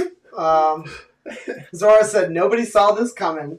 Yeah, it's the obvious pick. Jets would love to take him if they had number 1, and I think that's why he's number 1. I think everybody wants Trevor Lawrence. I would have. If we didn't mess that up, I would totally buy a Trevor Lawrence jersey. That graphic they did of him in the... Sean Bennett is laughing at you because you are weird. It's talking about his washboard abs. He does, but that graphic they did of him in the Jets uniform that I showed you. Yes, that was I know. The most beautiful thing. I know. It's the most beautiful thing. He will be a GT in Madden. I'm not sure what a GT is, but I'm sure it's a game breaker or whatever you're thinking. Looks like a Greek god. That was the comment that got you. Yes. Thank you, Sean. Yep. All right. So we're going to go to the number 2 overall pick. I hold that pick. It's not a shocker. We won't spend forever on it. It's Zach Wilson out of BYU. Love the arm talent. Quick release. It's incredible. His release is crazy. If you haven't watched just him cocking the ball back and throwing it, it is lightning fast, and I think that's the reason why he gets drafted number 2 overall. He can throw off platform. He's strong arm. He's mobile, very accurate. And I said that if they stay at number 2, if they're at number 2 on draft day, they will select him at number 2 overall. I'm very confident in that, and that's why I have him number 2. Nothing to add to that. All right, you're at number 3. You want to announce it first? Do you want me to push it? I'll do it at the same time. All right, cool. Go for it. I got mine. Justin Fields, 49ers take Justin Fields overall. Ohio State, physical stats, 6'3", can stand in the pocket. Same percentage as Trevor, roughly 70%. 22 touchdowns, nothing to sneeze at. Has the footwork, has the arm talent that the Niners need. I think he would bring a lot to the Niners. Obviously someone mentioned Steve Young. Not to say that the 2 of them are the same, but they have that same kind of double weapon talent. Mm-hmm. I just think it's a great fit. I know Mac Jones is being tossed around that conversation, or maybe I don't know. Who knows what happens in the draft? But between Mac Jones and Justin Fields, I think they're crazy. I think I would take Justin Fields at number 3. Yep. So I wrote down a few things. I just said that most are saying Mac Jones. I don't really buy that completely yet. I just think that they may have put that information out there for people to consume, just to get people, wondering basically. Yeah. I think that this is the time of the year for misinformation. Even if you hold the number 3 overall pick, you want people guessing. You want people wondering. I just think because they didn't attend Justin's field pro day, and what they don't realize is there's other opportunities to do that. Yep. And so if you're out there and you're pro Fields, I want you to both know, I want you all to know that we both have him as our number 3 quarterback. So it's no knock on him. He could be number 2 on your draft board, and if he is, then we respect it and we can get why you do that. So Sean Bennett says he keeps hearing that he bought a house in Jersey already. That is a rumor that I think Green Bean actually threw out there. Yeah. I don't know. I have no idea. If he did, that would be pretty crazy. The only way I think that he would do that is if the Jets were just like, yeah, dude, we're taking you too.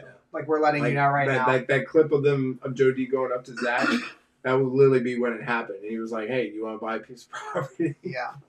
Yeah, so Robbie Oaks throwing in the chat, he says, Chris Sims says he will be shocked if it's not Mac Jones to Sam Fran. Wow. Chris Sims has been very adamant that Justin Fields is not the quarterback as good as we think he is. Yeah. Well, he's just talking about the work ethic. Yep. So he's very critical of him. And I think that it pisses people off, honestly. Like the Red Sports. It drives the Fields camp crazy. Red Sports gets really frustrated. He makes it very clear on Twitter that he's not happy with the fact that he's getting disrespected like that. And I feel like if you're that person, just stand on that what's the bucket, like the bucket or the podium or whatever. Like just basically just stand tall on your opinion, because there's a lot of people that feel very, very differently about Justin Fields and feel like he's being overlooked as the number 2 quarterback when he should be considered the number 2 quarterback. All right. I hold the number 4 overall pick, and it kind of reflects the chat, to be perfectly honest with you. It is Kyle Pitts! Kyle Pitts! Tight end out of Florida. The guy is a wide receiver in a tight end's body. He's a tight end that can play wide receiver. He's a freak athlete. And I said on my notes here that I think he is the second best player in the draft after Lawrence. And I think that's how strongly you need to hear me say it. Like, I believe that has like a Curtis Samuel tone to it. He is a freak. He's an absolute freak. And if we had a quarterback, if Darnold played us into the 5th pick or the 4th pick or the 3rd pick, maybe even the 4th pick, actually, I should say. That's why I would say Kyle Pitts. I think that's why you can't say he's the second best talent in the draft, is because we don't have a quarterback, we can't use him. Well, assuming that we were to play it back with Sam. Second overall player in my rankings of all the players. Okay. And I think the quarterbacks get drafted a little bit ahead of them because they're a more important position. Correct. If Atlanta doesn't trade back, he says that they will take Pitts. I don't see another player worthy of that number 4 overall pick, and that's actually why I took Kyle Pitts. I don't think they have like a crazy need for an offensive weapon because they have a ton already. Julio Jones, they have Calvin Ridley. Let's see Kyle running downfield. If they put, that's going to be stupid, but it's insane. Yes, Ridley and Pitts would be sick. I don't think it's a huge need for the Falcons, so I don't want you guys to think that I just picked him blindly. I know that they don't really have a dire need for an offensive player, but I just feel like he's too good to pass up at that spot. And Gavin Aker. Good God, it's crazy. Another new member. Dang. Welcome back, Gavin Aker. Dude. This has been a great night for our stream. We really appreciate everybody that's turned out for this. I will say we have surpassed my expectations. You guys have really shown up, and we really appreciate it. For everybody that's watching right now, I do share on Twitter my phone number to call in to leave voicemails. So if you're not following me on Twitter, please do that, because we want to make the voicemail segment of our biggest segments on the show. Exactly. We want your voice on this channel. We want to debate it out. We want to hear from you. We want to know what you're thinking. And maybe I haven't made it clear enough. You are a part of the show.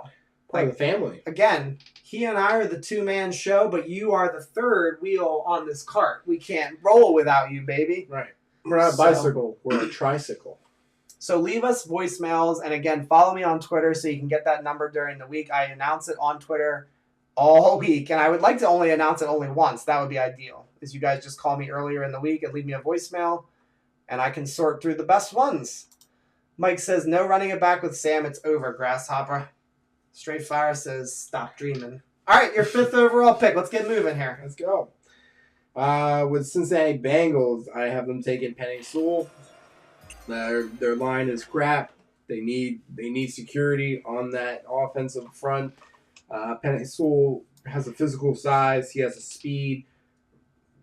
Obviously doesn't have an extensive amount of data to go on for his college career, but not a lot of playing time. But I think the talent, just like everyone was telling me about Zach Wilson, doesn't matter what school he goes to. I think talent is talent, and I think Cincinnati could really build a good foundation with Penny coming in on the 5th round, on the 5th pick. So Yeah, I feel like this is another one of those obvious picks Yeah. in the first round. So he did this pick, and I fully support it. I will let you know when I don't support it. I think this is the right pick for Sewell. I think it's been destiny all along. Joe Burrow needs some protection. It's not just the injury that he incurred. They had a bad offensive line last year, and they need to protect him really well. I think Joe Burrow has a shot to be a really good quarterback in this league, and I think people forget about that. I think the Bengals are one of those teams that could be sneaky good this year because of Joe Burrow. Oh, for sure.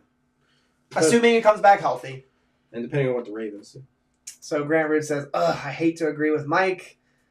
Yes, it is tough. It's a tough pill to swallow, man. I have to eat that pill constantly. So Deal with it, Grant. John yells at us every week to leave voicemails. Robbie Oak, because you never leave me a voicemail. So step up your game, son.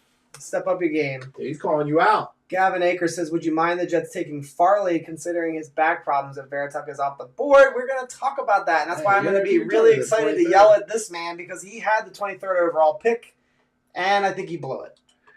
And Thomas Hunter is saying, he says, how sick is Cincinnati if they took Chase and they take O-line in the 2nd round? They can absolutely do that. And Joe Burrow has been on social media saying he wants Jamar Chase. Correct. Jamar Chase ran a 4.3 today. That's crazy. And people did not see that coming. People thought he was a 4.4, 4.5.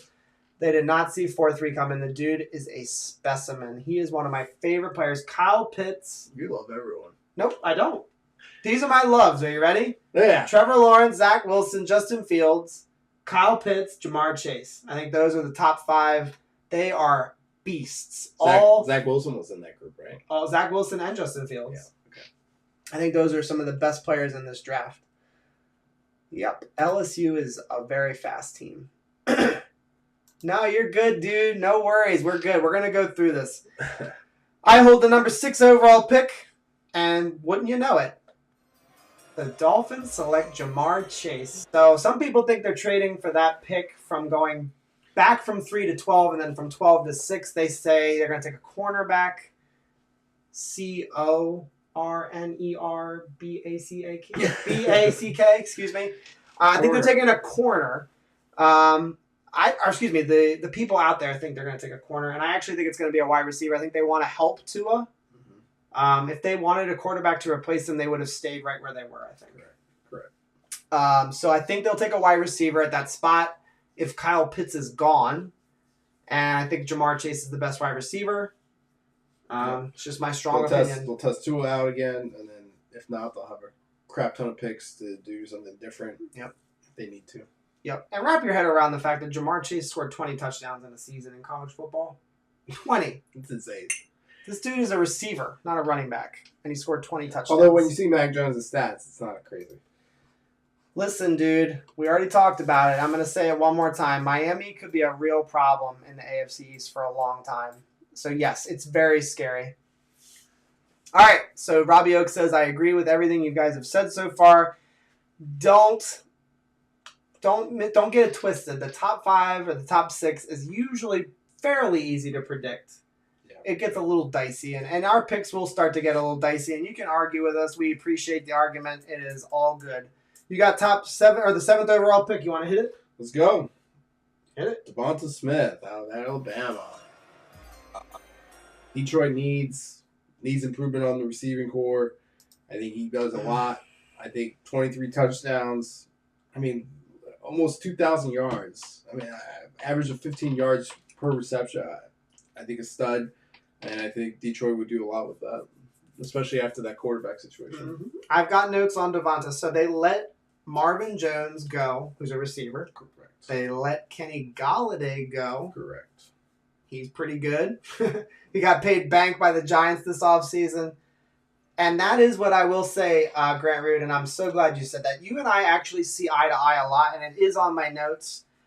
They are a bad football team. That is on my notes. And when I wrote that down, it means exactly what you said. They have a ton of needs, and they can go in any direction. The only reason why I think it's a good pick by Mike is because they did let 2 go. And I think that in their minds, they're thinking, this is a pretty good top 5 For sure. wide receiver class. Good class. And they're picking at 7. And I think that in their minds, they're going to get a really good weapon to replace Kenny Golladay. Younger, going to be cheaper than Kenny Golladay as well. They've got a ton of picks as well. Right. So I just think that this makes sense. Again, it may not happen, but we'll see. Rick B, I picked Jalen Phillips in this mock draft, so stick around. You will see him in the first round. Be surprised. And I think you will be surprised. Yes. He says they could take Lance there as well. I agree. I just think that Detroit might pass. I don't know why. I don't know why I have that sinking suspicion. Number one, I think Goff might be my number one. I think that they don't love him, but I think they like him enough where they feel like they can field a competitive team and build up the rest of the team and build for the future. They're not quite ready yet, I don't think, to even put a quarterback on this team because it is a really bad football team. But they could. They may end up taking Trey Lance if he was still available. We would not be surprised. Mac Jones is obviously still on the board. He could be taken there. Yeah, so Nicholas, that's the one thing. I'm not going to say he's overrated, but I will say that Trey Lance has 1 year of real playing time. Right, but it's the interception stat that... The interception stat's part of it, and I've mentioned it many times on the streams. Trey Lance has 1 year, and there are no other games except for the one that he played in 2020. That's not enough football. No. That's not enough football. And somebody on Twitter, believe this. This is crazy. Are you ready? I am a very polite person. I don't curse on the internet, really. I will talk to you and disagree with you, but after that, it's all roses and sunshine. A guy blocked me on Twitter because I said, wow, Trey Lance is a very talented player. This is my exact words. He's very talented, but I think he's too risky because he didn't play enough college football. And he was like, oh, you're going to hold the pandemic against him? And I said, no, MFer. But I didn't actually say MFer. He was a male Karen. You can't, yes. You can't. You're not holding it against him because the pandemic happened. You're holding it against him because he only played 13, 14 games in college football. It's not enough football. Calm your pants. So I only dislike Trey Lance because of that fact. The talent is there. He played in a very interesting system where he did a lot of under the center, play action, passing. He's obviously got the goods as far as athletic ability and throwing. It was not you. I know exactly who it was, and it was not you.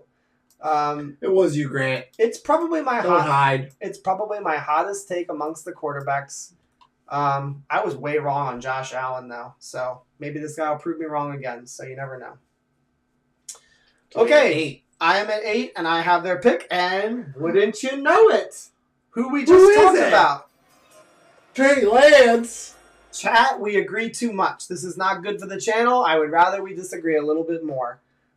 So Trey Lance is my pick at number 8. I think that Carolina is looking for basically any kind of life for their franchise. I think they want somebody that's explosive at the quarterback position. Teddy Bridgewater is a fine quarterback, but Teddy Bridgewater, is not really an explosive quarterback. Why not Mac? I think that Trey Lance offers that explosiveness that I was talking about. He's the closest thing to Lamar Jackson in this draft, I think. He's a freak athlete and can run and can throw.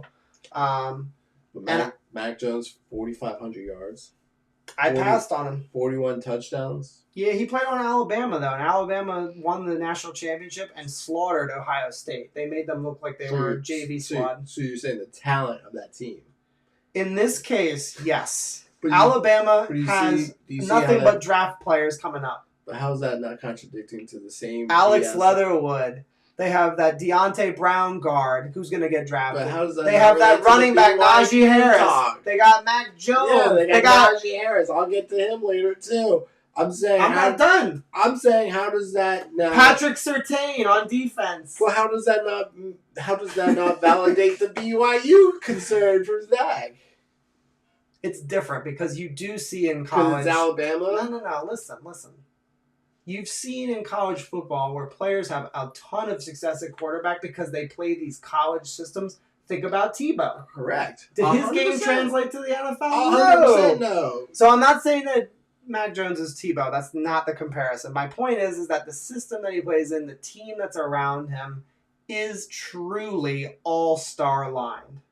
He's got beasts everywhere. As long as we agree that that is the basis of my concern for Zach was, does the talent around him compared to the talent in other parts of the league cause an impact? In Alabama's case, and in Mac's case, it's true. I'm just going to say that I don't think bad things about Mac Jones. I just think that Carolina takes the upside in Lance. Didn't I take Mac Jones? Wasn't I the person that drafted him? I took him. Okay, you took him. But it wouldn't have been much longer for me. I think that's the range for him. But you understand what I'm saying, though. I do, yes. All right, so Trey Lance to Robbie Anderson and DJ Moore. It is nothing but speed over there in Carolina. And they've got Christian McCaffrey you're not even mentioning. They are studs on that side of the ball. Nuts. So it says, Straight Fire says, don't be surprised if Mac falls to 7 and Detroit trades with the pick with New England because the Lions need Straight Fire. The sun and the stars. Straight Fire. I want you to stay with me now. Sorry, I had to shrink that down. That was too You big. shrunk it way too far. No, we're good. Go ahead. I can't even read it. You don't need to read it. Go. Respond. I want Straight Fire to stick around for the rest of the mock because I think He's going to stick. he's going to be satisfied. So, yeah, that could happen. New England could move up for him. Yeah. I don't think New England will have to move up to him. How about that? Well, he goes in our mock, so we'll see. Anyways, Trey Lance was my pick. You're next with the Broncos. Yes.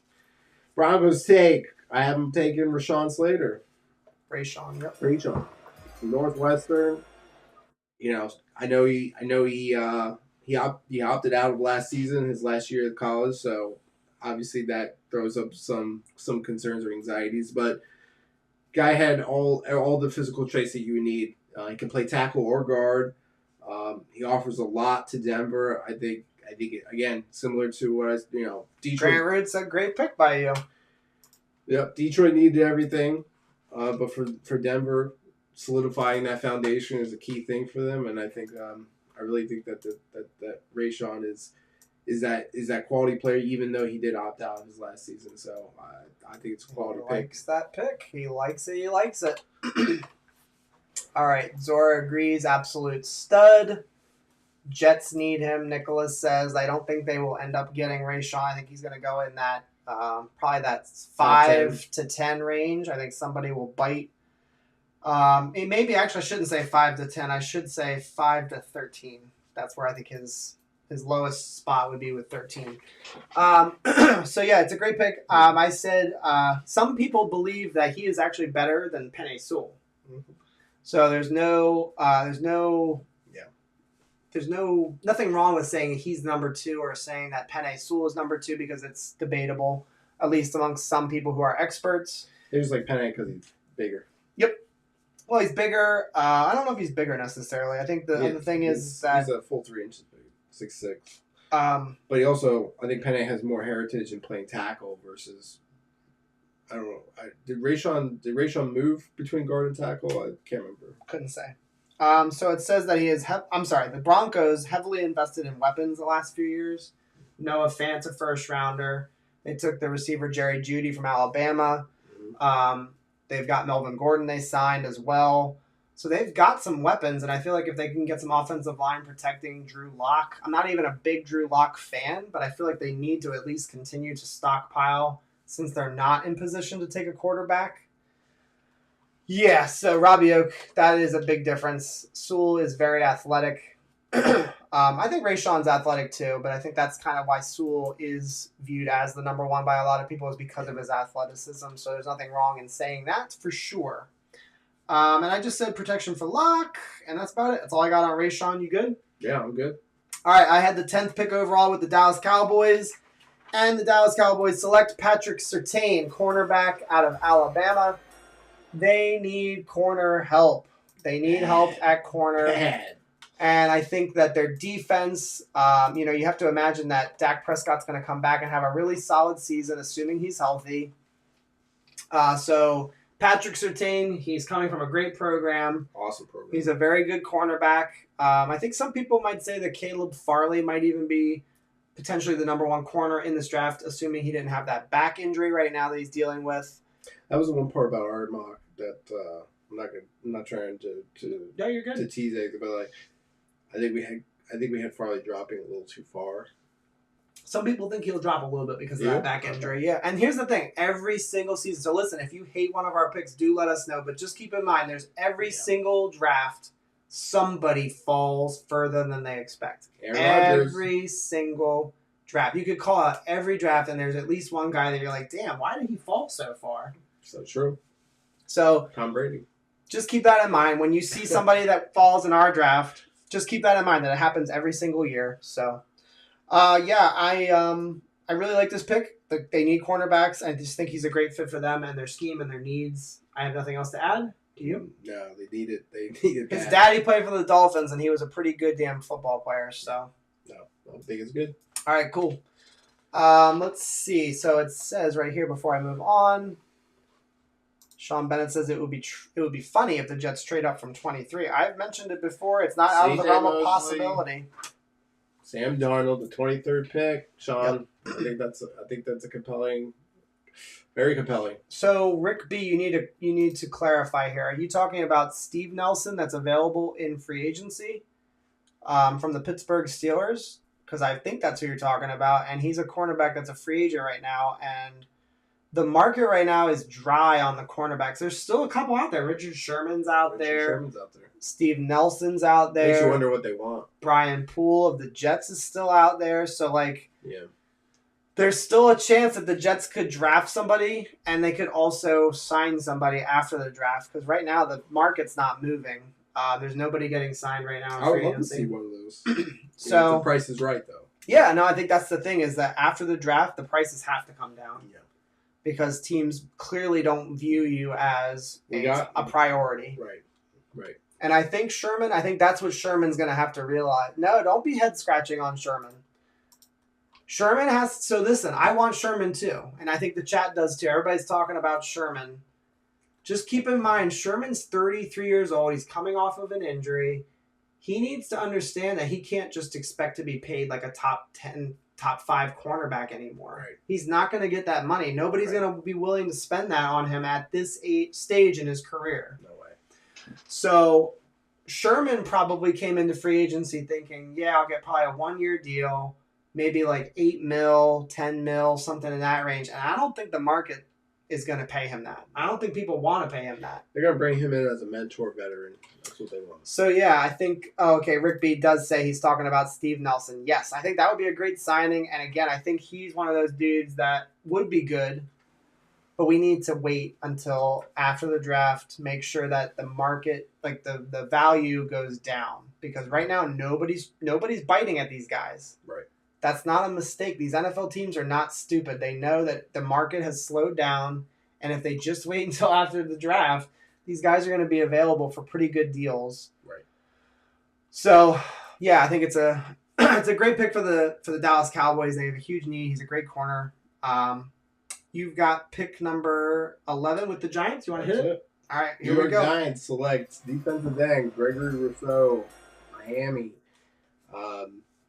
Stud, in my opinion. They need an edge rusher. 6'7", 250, 34 solo tackles, 15 sacks. I would love to have him. I mean, we don't need him, but he's an all-star in my opinion. I think he's going to be great, and I think it's a solid pick for the Giants. J. Cole does not like this pick. Tell us why you didn't like it. We will put it on the stream. We don't care if you disagree. Just let us know why you disagree. I think his upside's there. 2019, like you said, 15.5 sacks. I believe he opted out of 2020. Correct. So we just have to keep that in mind that this was a dude that absolutely blew the hell up in 2019. Just crazy. There are some really good there are some other edge rushers that have obviously some really good promise. But I think that you can't take away Rousseau's 2019 season. Yeah. And unlike we're giving Mosley all this slack. Yeah. Come on now. Unlike a quarterback, I feel like a defensive end or an offensive tackle like Penei Sewell, their stock should not fall because of less playing time. Correct. Quarterbacks need more playing time. I don't think Gregory Rousseau only playing the one really big year should really take his stock way, way down. So, J. Cole, thank you for responding. I do appreciate that. Again, comments like this are always welcome. He says, I do like his upside, but he did not play well last year and had a very underwhelming pro day. There is a lot more talent on the board. Good. So that is something I did read, that he did have an underwhelming pro day. Some players do have underwhelming pro days, and there's a dude out there named Terrell Suggs that had an underwhelming pro day. Correct. I'm not comparing him. Please don't get it twisted. I'm just throwing the name out there because he did have a poor pro day. Try not to let this pro day skew your view on the player. If you say that there's film out there or an injury, I will listen to any of that, but don't base it just on his pro day. I do see, though, that you said that he didn't play well last year. I thought he opted out, and I could be wrong on that. If I'm wrong on that, please correct me. I didn't see any stats for 2020. So just let me know. Rafa says something about his motor I heard, but I'm unhappy that he's going to the Giants since he's going to suck. Yeah, Pay is in our draft, and I think he fell too far. We will talk about that.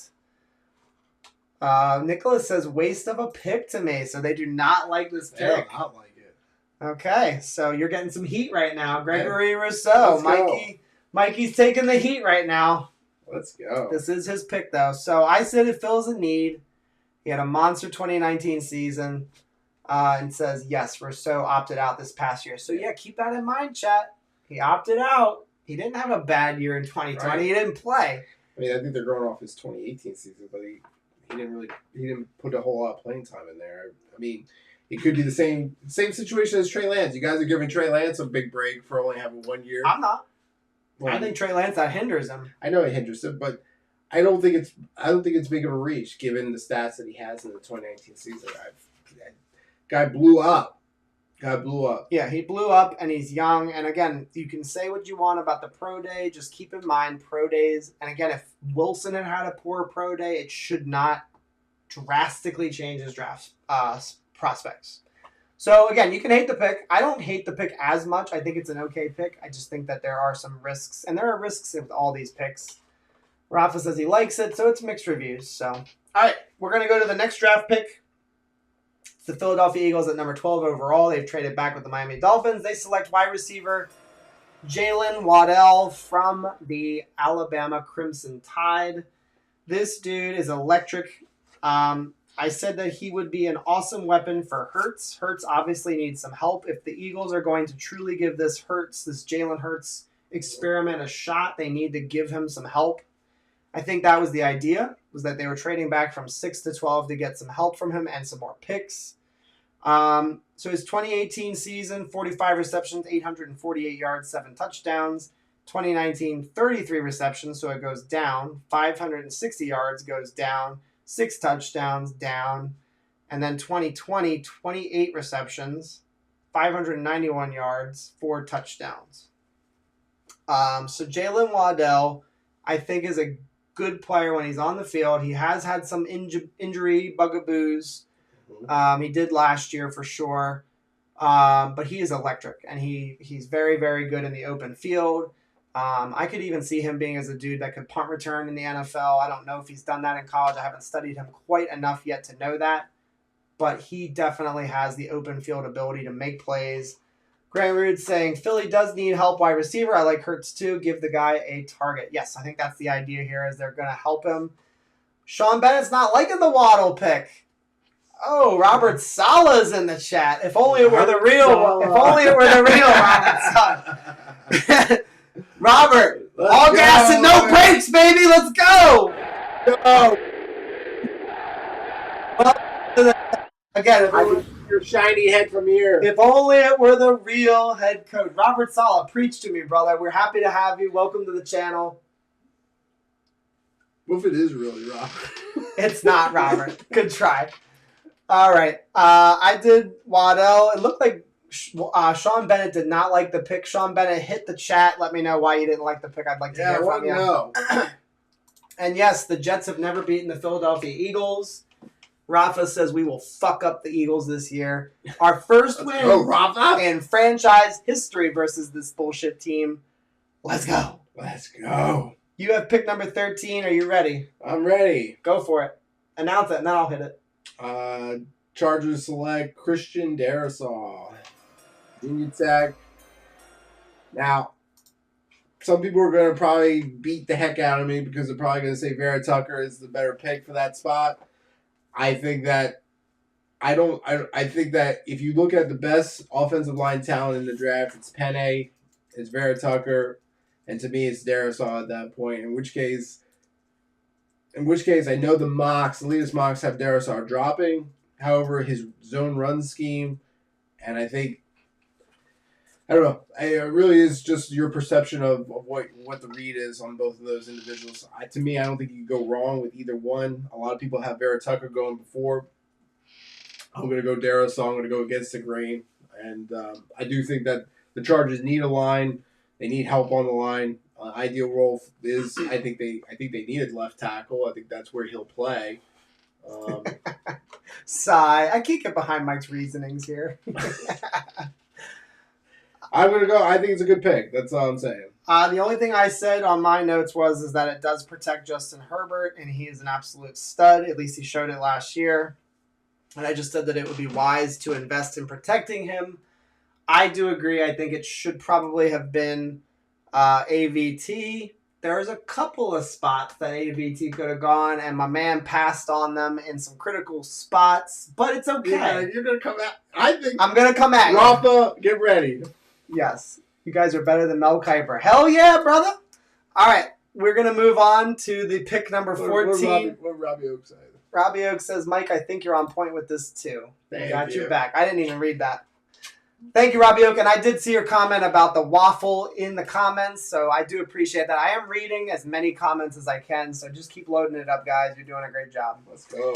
Jasmine. We got a new chat member. How many have we had tonight? It's crazy. There's like 8. Sly Music. Welcome to the show, my brother. I need another beer. I was going to say, I'm not going to lie to you. The last 2 that I've cheers, I've been empty. I need another damn beer. All right, so. I'm going to go get another one, too. All right, go get a couple. Yeah, I'm going to go. All right, I have pick number 14. We're going to keep this show rolling. He wants Tucker for the Jets pick. We will talk about Tucker for the Jets pick because this a-hole took somebody that should not have gone at 23. You're going to love it. They are not going to love it. You're not. All right, so pick number 14 belongs to me. It is the Vikings. Let me know what you think about this pick. Did I take him too early? Am I reacting too much to his pro day? The next pick is going to be Minnesota Vikings with Jalen Phillips from Miami. The Minnesota Vikings are filling a need spot. They need some pass rush. Oh my God, Robert Sala is loading up the chat here. I'll get to that in a second, Robert. Favorite player in Jets history? Yeah, we'll get to that. So Sean Bennett says, I'd love Tucker. And yes, we will talk about Tucker in a little bit. So I have Jalen Phillips. 8 sacks in 2020, had 45 total tackles. He also had an interception in that season. The Minnesota Vikings also are drafting somebody that ran a 4.56 in the 40. He's 260 pounds. He does have injury concerns. So Grant Root is saying definitely not too early. He's a great edge rusher. I feel like defensive players that bust out at pro days get drafted and gobbled up very early in drafts. So I could see a scenario where this guy gets really just drafted earlier than we expect. And that's why I made the pick at 14, and it is my pick. So if you hate it, let me know. If you love it, let me know as well. Rick B says, no! Thomas Hunter, send it, boys. Drink those beers. Yeah, where's my beer? Oh, I need to get you one? I thought you just opened one. Oh, my God. Are you serious? I said, get me one. I just thought you opened it. Chat, I told him to get me a beer. I told him to get me a beer. He didn't listen. What planet are you on? All right, well, he's not going to comment on Jalen Phillips. So anyway, I just feel like the Vikings could use the edge rusher. They let Ngakoue go to the Ravens last year. They don't have a defensive end that can really impact the rush, the quarterback, I should say.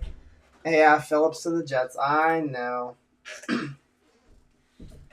See? Grant Rude. Dude, what the fuck? Get the man a beer. Grant, shut your And mouth. not only get me a beer, I said get me a beer. What is this? This guy's You gonna beat me next? Look, Nicholas. You did. You're all Thomas Hunter. He's drunk. LOL.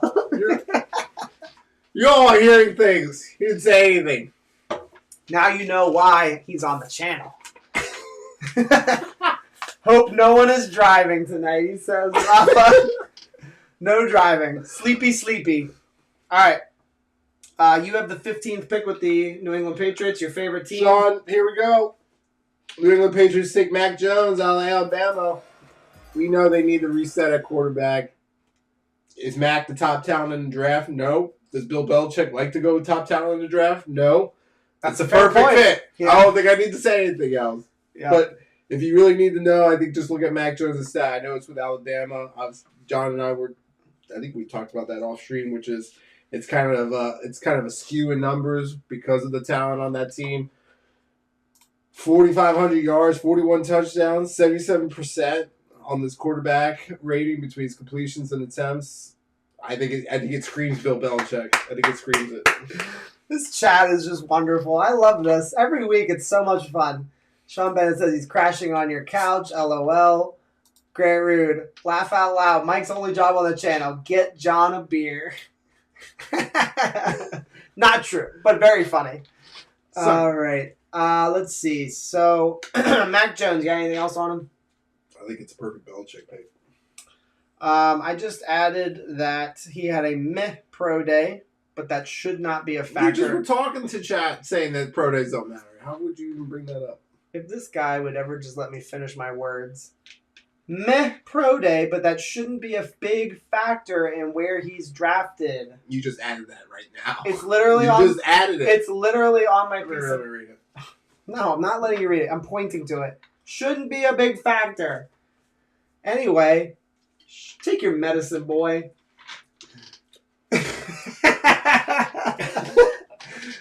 Anyway. I don't even know what to say to you.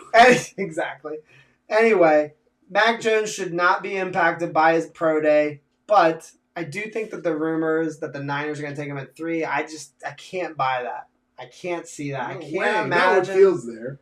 I can't imagine that they actually pass on Fields. Again, I understand that some people have him rated lower.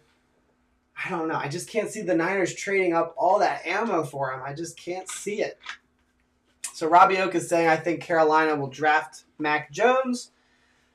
And so we have him falling a little bit lower than you, sir, and maybe our mocks will change. We will do one more mock draft on this channel. I know that sounds crazy, and maybe we should be pumping out a mock draft every week, but I don't know. I feel like maybe it's more exciting if we just hold back a little bit and not do one every week. I know some people do that on other streams. Do it before the draft, maybe. If you could all let me know what you think in the chat, should we do a weekly mock, or should we really savor the flavor and only do 3 in the off season? Just let me know what you think. If you want a weekly one, I can try to work that out. I was planning on releasing my own personal mock this weekend, so just let me know what you guys think in the comments. Robert Sala says Sam Darnold would be perfect in Carolina. And Sean Bennett says, I agree with 2/3 of the picks so far. And hey, that's pretty good. That ain't bad for 2 different people to have similar, actually 3 different people to have similar. It's pretty tricky. All right, we're going to move along here. We're at pick 15. We are now going to pick 16. I drafted J.C. Horn to the Arizona Cardinals.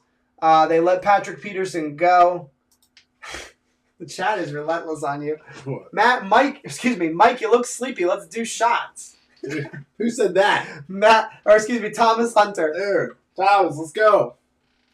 I'll come to you. This man, I went to college with this man, actually, and he was a legendary party animal. I don't know if I could ever say that I was a party animal, but I definitely partied with the animal, if that makes any sense. This is Frank the Tank. If y'all are trying to meet who it is, this is Frank. You should tell him about Cynthia one day. Okay, so people are actually saying do a weekly one.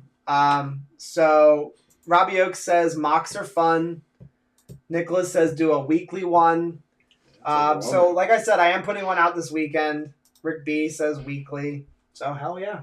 Weekly it is. Weekly it is, and we will do one. I need to figure out a better way to do this mock draft, even though it looks really I pretty. just thought of that. That's a good point. I know it looks really pretty on the screen, but there was a lot of work that went involved. Yeah, I know they don't. That's a good point, actually. All right, so I put J.C. Horn. Sorry, I got off topic there. J.C. Horn, physical cornerback, could replace Patrick Peterson. Excuse me. I did mention that they could add O-line. There were a lot of people that thought they should have taken the kid that the Buccaneers took. I can't remember his name offhand. It was from Iowa, I believe. I know you're talking. They took a right tackle. But anyway, that would be nice if we could get some Jell-O shots for the draft. I think she would do that for me. She would look up like some really good like mixtures, like the right amount of vodka. Oh yeah, she'd be good at that. She'd be drunk. Dude, Michelle, listen, if Michelle's watching, and she might be. If she's not watching, it doesn't matter. This girl is my dream woman. She loves the Jets. She loves football. She's a good girl, good wife, good mom. We have a daughter. You guys hear her at the end of every video. I have her playing my daughter saying the Jets chant. It's pretty awesome.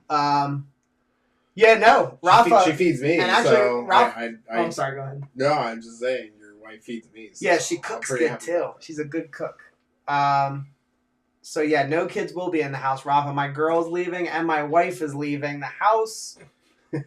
It's just the two boys.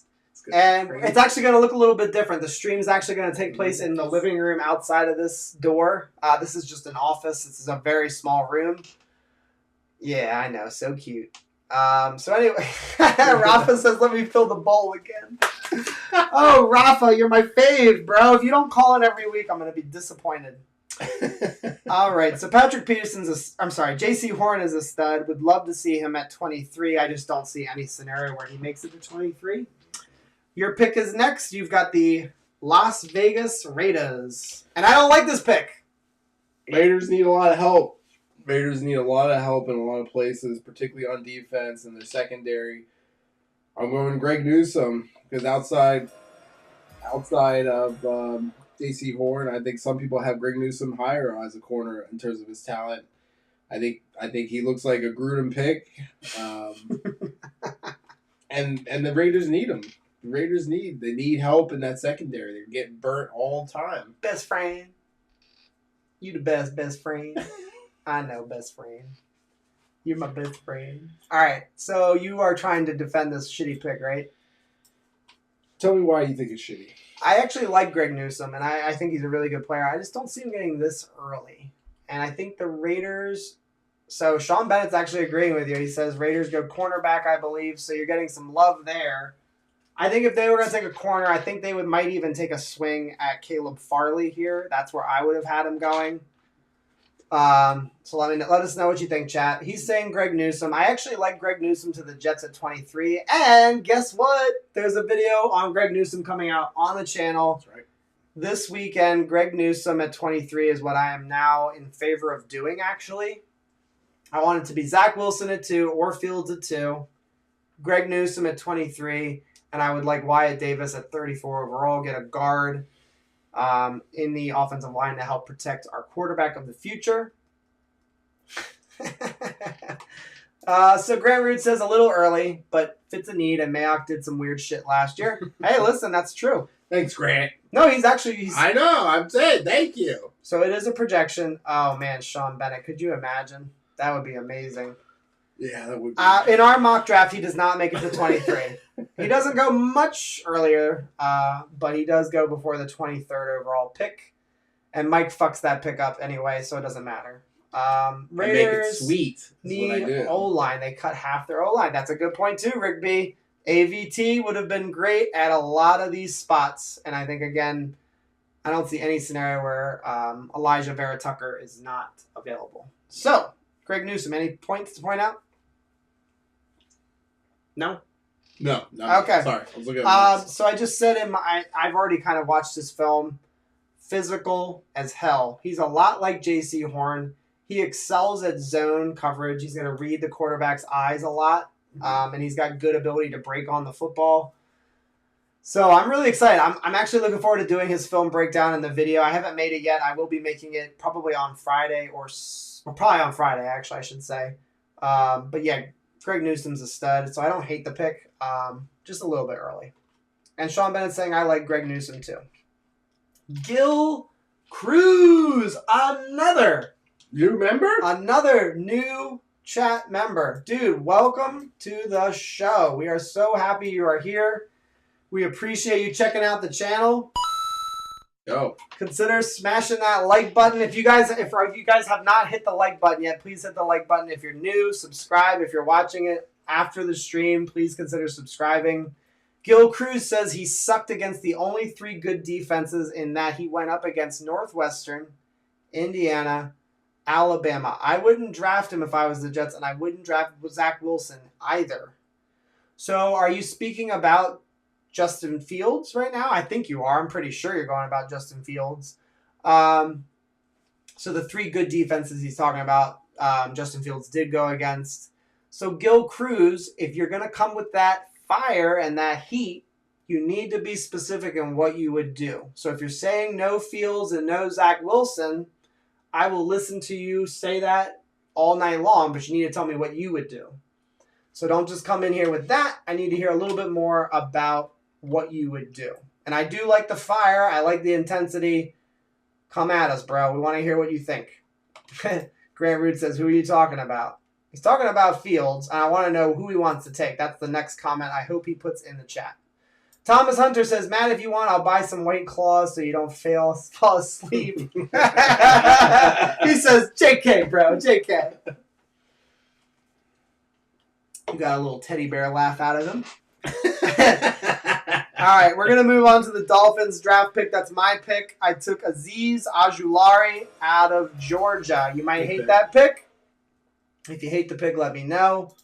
I don't think it's a bad pick. Ojulari, he had 9.5 sacks this past year from Georgia. A lot of mocks had him dropping. He had 5.5 in 2019. He is undersized at 6'3", 240 pounds.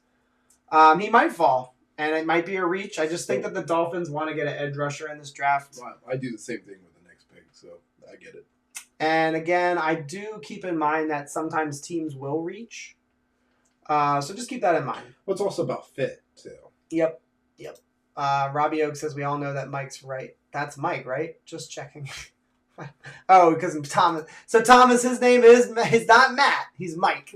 But it's okay. I can't tell you how many times I get that shit at work with Matt. So Grant Root's coming back at you, Gil. You got to be ready, man. If you're going to spit fire, fire's coming back. He says Northwestern had a hand wrap on his sprained thumb.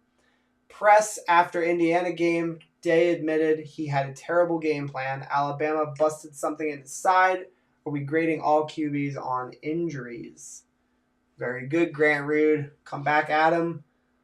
Listen, it's all about that disagreement and voicing what you think and then just moving right along. Right. Oh, shit. We got a Hall of Fame New game. member. Hall of Fame J game. New member of the chat. He says, go Niners! Dude, welcome to the show. Other teams, fans of other teams, again, You're surrounded. we hate you, but You're we also surrounded. we hate you, but we welcome you. It's like both. We hate you, but we welcome you. So On my signal, unleash hell. welcome to the channel. I would love to hear what you want to happen at number 2 and number 1. What do you want to happen at number 3? You're a Niners fan. Let's throw that perspective out there. Grant Root says, I hate what Miami is going to do with this draft. Yes, bad things are going to happen. Miami's going to have an outstanding draft, I think. They're going to hit on 2 needs, and I think they're going to hit on good players. Oh, Gil Cruz coming back at you, Grant Root. He says, stop making excuses, man. Gil Cruz, you still haven't told me who you would take it to, though. I'm going to hold you accountable on this channel, too. Oh, If you say no Fields and no Wilson, you need to tell me who you want. So you don't run it back with Sam? If you want to just run it back with Sam, that's fine. I don't really care. But I do need to hear what you want to do it to. If you want to trade back, if you want to take a player, just hit me with what you want to do. All right. I did Azeez Ojulari to the Dolphins. You have the next pick, 19th overall football team. You're up. Yeah, Tevin Jenkins out of Oklahoma. I like this pick, actually. I like this pick a lot. Now, There's Vera Tucker that's in there. The fire, the heat, it's coming. I think that Tevin Jenkins is a solid pick, and according to Raiders Wire, they say as of today, as of 2 hours ago, they have the Raiders taking Tevin Jenkins with the 17th pick. So if he doesn't go with the Raiders, and maybe that'll be in the next mock. right? If he doesn't go with the Raiders, he's going now. So Tevin Jenkins is a physical, and he's mean. He's big. mean. There's a picture of him. Maybe I can put it on the stream real quick if I can hold it up, because he looks like a monster. But the more important thing with this guy is he's just a mean dude. You guys want to see what a monster looks like?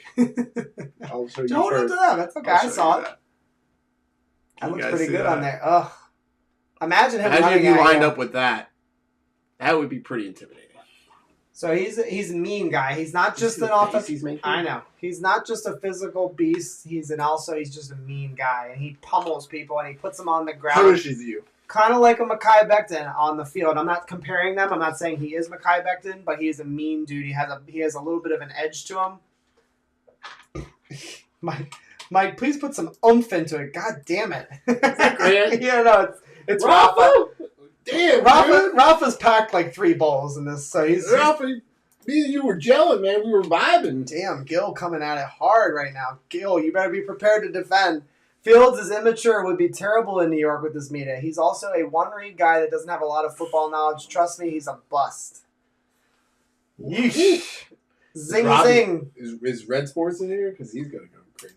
Grant Rude says, I don't know enough about Jenkins. I wish there was a YouTube video out there I could watch on him. Oh, wait. Tevin Jenkins could, if he's there at 23, the Jets could select him and push him inside at guard. People have talked about that before. Woo! Woo! Mekhi Becton and Tevin Jenkins next to each other? Oh, Lord Jesus, it's a fire. That would be a safe line. I gotta call the doctor. That'd be like Fatica days and the Brickashaw and Mangle days, man. Yeah, so Hall of Game, Thanks for putting this in the chat. He says, I think the Jets must take Wilson in order to be successful and be able to compete in the division. I appreciate your Jets perspective on it. If the Jets take Wilson and the Jaguars take Lawrence, who are you selecting at 3? I would like to hear from you. Because I'm interested in what the 49ers are doing now, because I do feel like those two teams are going to be linked together now, the Niners and the Jets. It's going to be Mac. It's going to be Fields. Yep. So stick around, man. We really appreciate it. What are you hearing through the Niners wire? Grant Rude, so immature, he led the players against NCAA to get college football to play this year. Damn, spicy. Yep, he did. He was one of those people speaking out saying we need to play football. It's important to other people at home watching. It's important to us as players. It's true. Yes. Thomas Hunter is throwing in there that we should trade a pick for Marshawn Lattimore. I feel like Marshawn Lattimore, didn't he get in trouble with the law recently? I'm not saying he's not a good player, but that's just something I need to know. I'm pretty sure he did get in trouble. We got another new member to the chat. It's insane. Crazy. This is our biggest stream without a doubt. We've got Armand blow up those Mosin. likes. Blow up those likes, guys. Yeah, guys, hit the like button. Subscribe if you're new here. These are a bunch of new people that we've never seen before in the chat. We love having you here. I really love the Tevin Jenkins pick. I'm not trying to get off topic here. Let's cheers to it. We do need to cheers. Armand, welcome to the channel. He says hello and let's go Jets. Abso-fucking-lutely. Let's go Jets! Let's do a Jets chant for that.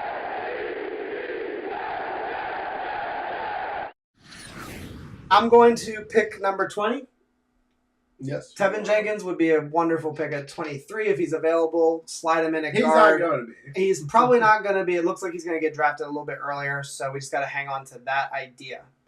Okay, my pick at number 20 with the Chicago Bears is Caleb Farley, cornerback from Virginia Tech. They just recently let go of Kyle Fuller.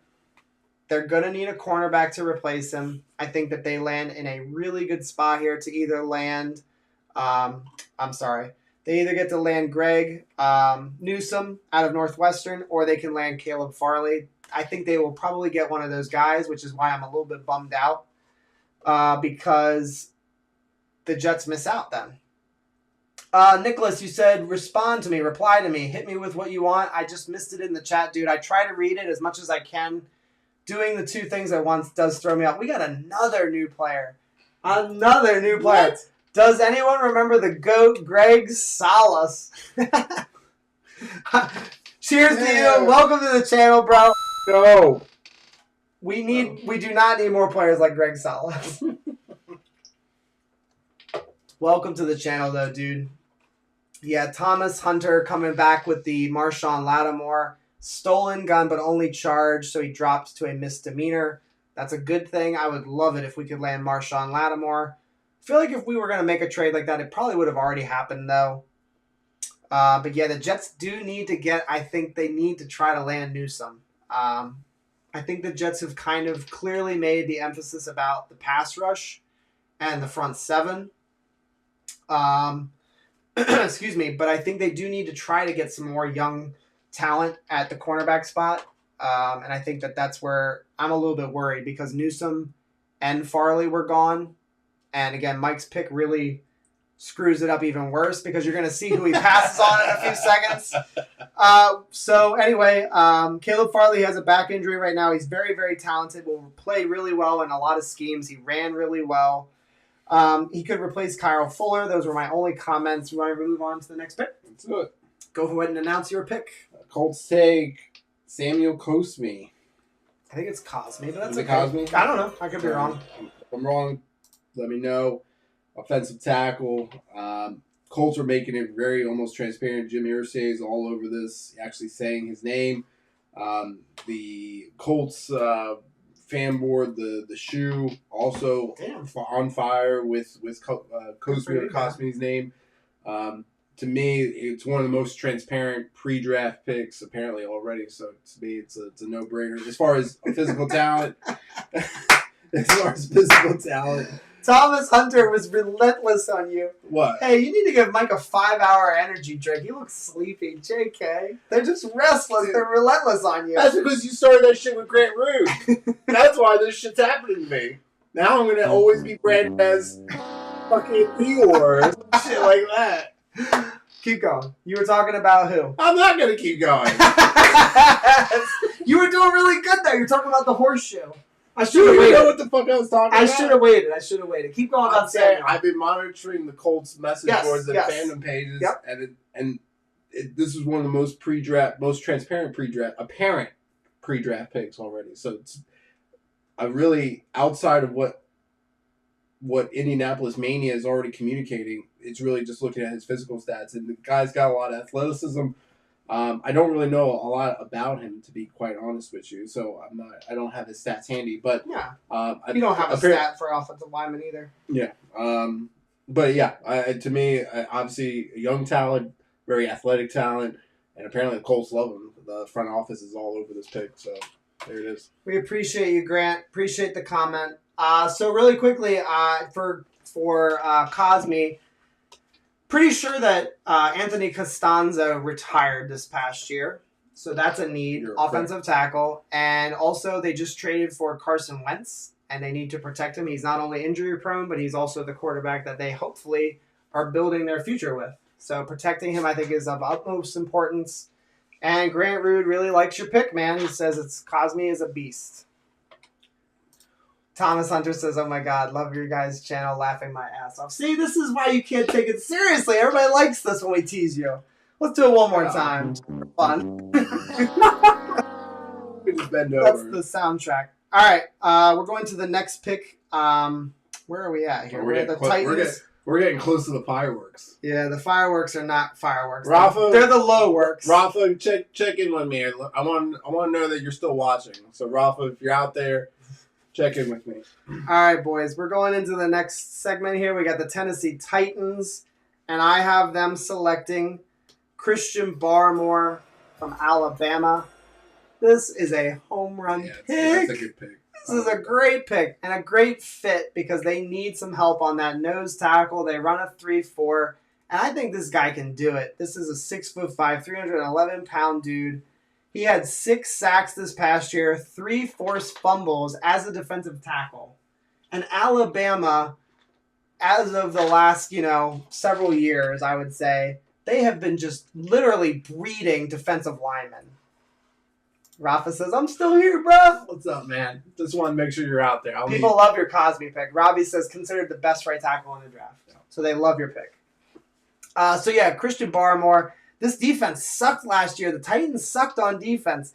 24th ranked defense. They rank 30th in sacks.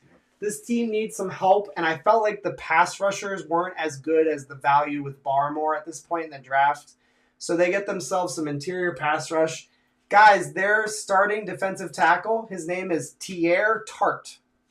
I don't know anything about him. If he's a stud and I don't know it, let me know. But I'm pretty sure he's a nobody. I don't know who Tier Tart is. Nope. So plug this dude in the middle and let him roll. Oh, man. Thomas Hunter says, me and Rafa smoking a blunt since Mike can't handle the white watered down claw.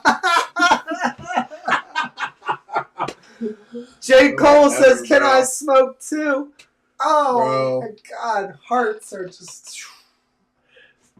Thomas, man, I'm coming. Wherever you're at, I'm coming. We're going to party. I'm going to party with you. I want to party with you. All right. We are now moving on.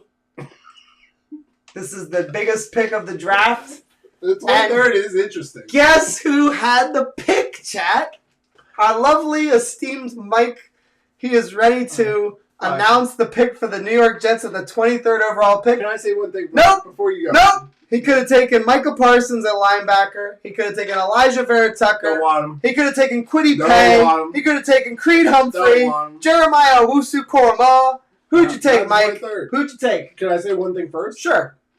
I think if the opportunity to pursue trading up for Kyle Pitts is my preferred. But we still hate this pick. But if not, Grant Reardon, he doesn't even know what you did, but he says bad, Mike. Bad. But we know we're taking a quarterback, chat. And as a result, we need to think bigger picture. And as a result, the New York Jets... They already know what's coming. Go! Take Najee Harris out of Alabama. Woo! 230 pounds. Has both dynamic foot speed out of the run and out of the in the outfield for the receptions and the receiving capabilities. I'm getting tongue tied looking at these awesome stats. Look at the production, and we gotta think big picture, chat. I'm gonna put my shit down so I can really look at you. I'm gonna really look at you. Wait a minute, hold on. Before you go to it, oh no, you go ahead. You go ahead. Yeah, don't fuck up my flow. You go. You're gonna have a brand new quarterback. Now, what is the same BS we had to hear out of Jets Mania about Sam in the immediate sunsetting moments after the season ended? It was he didn't have a chance. He didn't have the tools around him. We didn't run it enough to. We had a 50-year-old man, essentially, and Frank Gore and Le'Veon Bell running for the last few years.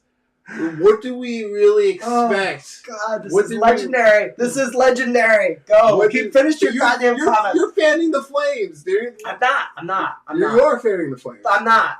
Go ahead. Finish your talk. We can't bring in. I know we have Coleman. I know we have other running backs in the committee, but we can't bring in a quarterback and put all the pressure on the receiving production while the running situation sucks. If we're going to make investments in the second and then the later rounds in the offensive line, and we're going to make a huge investment with the second overall pick, you're saying we need to supply then weapons. We should really put a spark plug in the running game to help deflect the attention and give our starting quarterback, because we're not going to be sitting whoever we draft. They will be starting in the first season. So what, we're going to start them with Coleman as the starting running back? Even if we rotate the running backs, is that really going to draw the defensive planning and attention? I don't think that they should go into the season with him as the clear bell cow or the lead back. So if you got Zach or Fields already at 2, and you know that there's going to be some offensive talent in the later rounds, and you got Najee Harris sitting there,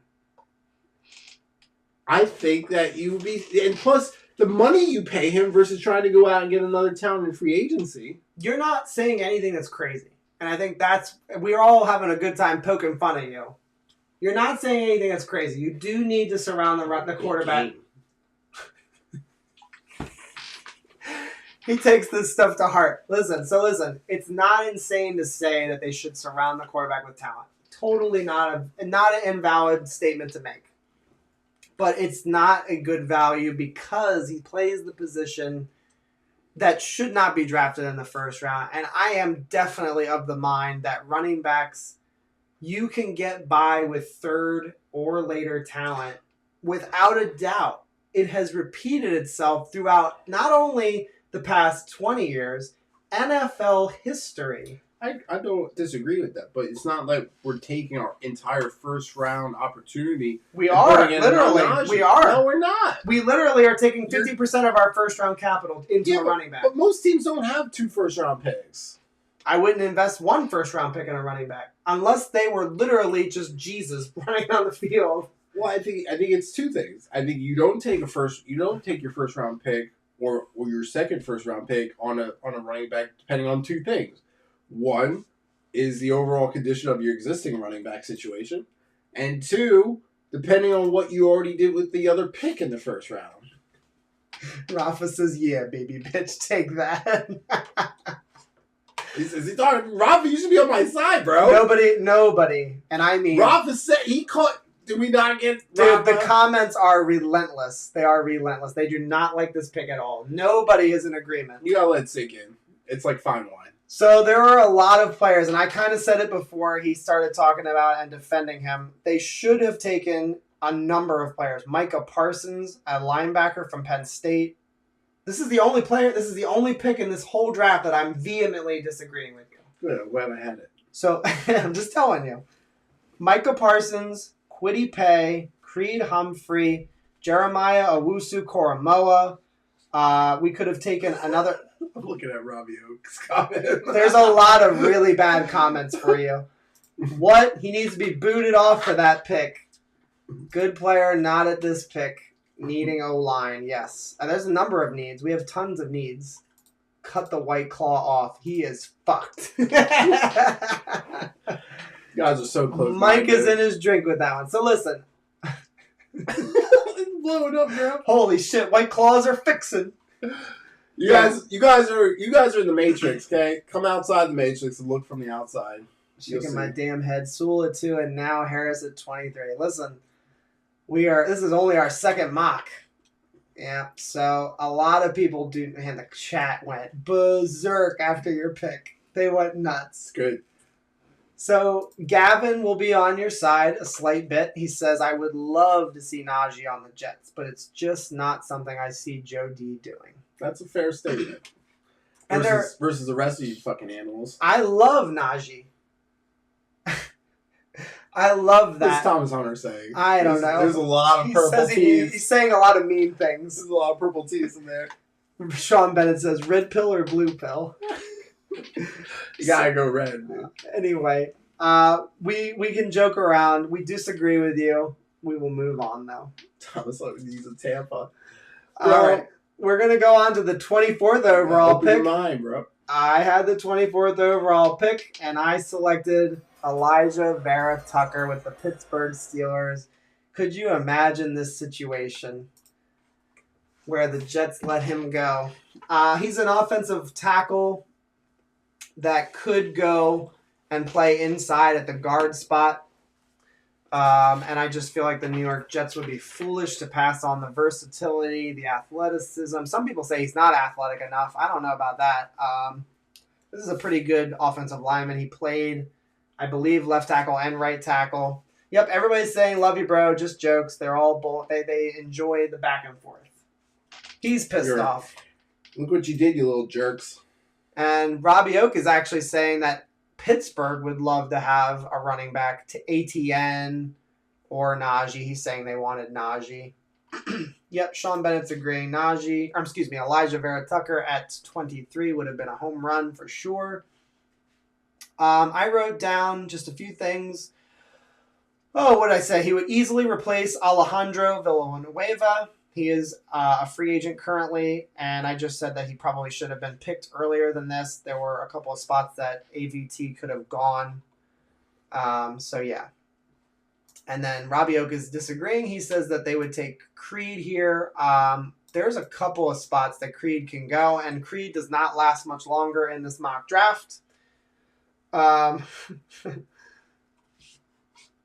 I'm on your side, Rafa says. They lost Pouncey to... Okay, good. Yeah, so Pouncey did. Yep, he did retire, I believe. Yep, so that makes sense. So Creed could go to Pittsburgh. I think Vera Tucker could also go just because they lost Villanueva. So we're basically agreeing here. Thomas Hunter is saying that Creed's stock is rising up hard. Yeah, I don't think the Jets will be able to land him at 34 like I once did. If they're going to get Creed Humphrey, it's going to have to be at 23. I don't see him landing in the second round anymore. He's kind of like a Nick Mangold in this draft. We got another new member to the chat. Welcome, Jets Football 101. We are so glad you've joined us. Welcome.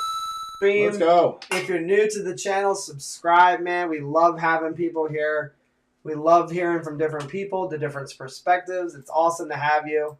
He says, have to surround Zach or Sam if he stays with a top shelf O-line. Otherwise, we are in the same boat we were in for 3 years with Sam. Yes, I agree. We need to add an offensive lineman at this pick unless it's a corner. And if it's not a corner, it absolutely needs to be an offensive lineman, I think. And then 34, if we take a corner at 23, I think it absolutely needs to be an offensive lineman. We're definitely going to add an offensive lineman in those first 3 picks for sure. And there's even a chance that they add 2 with those 23 and 34 as well. All right. Yep, so Thomas Hunter agrees. He says, yeah, he's a beast, and he is definitely a Nick Mangold. I do think he's very similar, so we'll just have to wait and see. Maybe Joe Douglas falls in love with him and thinks that he would fit in with the Jets and what they need. So we will just have to wait and see. All right, the next pick is the 25th overall pick. You have that. It's the Jacksonville Jaguars. To me, it's easy. Yep. Sean Bateman. Yep. I mean, you got Trevor. Let's really light a fire under that ship. So, to me, bringing in I think a lot of people had him at the 3rd or 4th best receiver in the draft. I think he was always going to be early to late first round pick, and this is if he doesn't go. If the Patriots don't take him, and they don't take a quarterback, then I see that Rashad Bateman could go with the Patriots, or if he doesn't, he'll go to the Jags. I think this is a great pick. I would love to hear what the comments have to say. We have bashed Mike really good on the 23rd pick. Give him some love on this one. Break me. I do think You break me, chat. I think this is You can't break me. Robbie Oak says, welcome back, Mike. Good pick. Yeah, I think this is a really good pick. So Rashad Bateman, I did a draft profile on him on the channel. This was prior to the Corey Davis signing. He reminds me a lot of Corey Davis. That's actually what I wrote down on my paper here. When you watch him, he runs good routes. He's got speed. He can line up kind of everywhere. He can line on the outside, inside. And he has underrated ability to make plays after the catch, I think. He's pretty good after the catch. And where am I here? Sorry. Rashad Bateman. Good weapon for Trevor Lawrence. I think you mentioned that. And I just think it's a great pick. Good value. I think that's where this is about his range right now. Late first round pick. Mike, went to Sean Bennett says, good pick. Grant Root says, totally forgot about Rashad Bateman. Sweet pick. So Robbie Oak says, Bateman has moved ahead of Tony. Not on my rankings, sir. I love Tony. And if you didn't know this, chat, Kadarius Toney's mom messaged me on my video. And it's definitely her because the account is 7 years old. Wow. And it literally says... What'd she say? She said, thanks for making the video. She said, my boy's been doing this for years. Wow. Thanks for creating a video. That's awesome. It was super cool. It's the only comment I've ever gotten like that. But it was really cool to see. I love Kadarius Toney. But I think Rashad Bateman... Oh, I need a beer. I need a beer. Thank you so much. Yes. Beer! I'll take the one. Anyway, I love Kadarius Toney. His stock has not fallen in my book. We don't have him in the first round actually in this draft, and I think that's a mistake for a lot of teams. So we'll see. Bateman's saying wide receiver 1. Toney is a stud, though. I agree. Tony is never going to be a wide receiver 1, but that does not mean that he is not an exceptional weapon on offense. He is the same type of player that Curtis Samuel is, and you guys know how much I loved Curtis Samuel. I hate him now. But anyway, Curtis Samuel is my boy, and I think that Kadarius Toney, yes. What's going on, official loyal New York Jets fan? Had to check you out today. Let's collaborate soon. We're going to do that. Listen, you're new to the channel. You have your own channel, but you still get the same treatment. We welcome you. We appreciate you. Thanks for checking us out.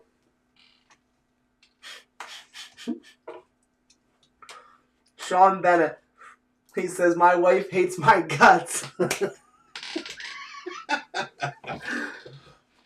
all good, man. Oh, man. That should be a t-shirt with your cat astronaut or jet pilot.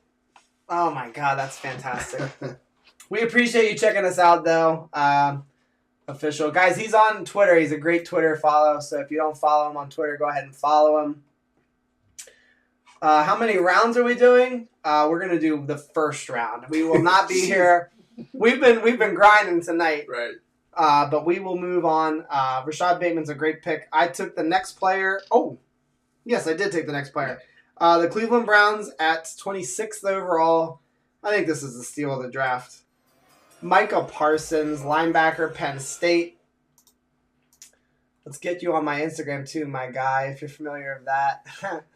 38K on there. Nice, dude. Yeah, I know you're big on the social media, no doubt. And we're on social media, and I will follow you for sure.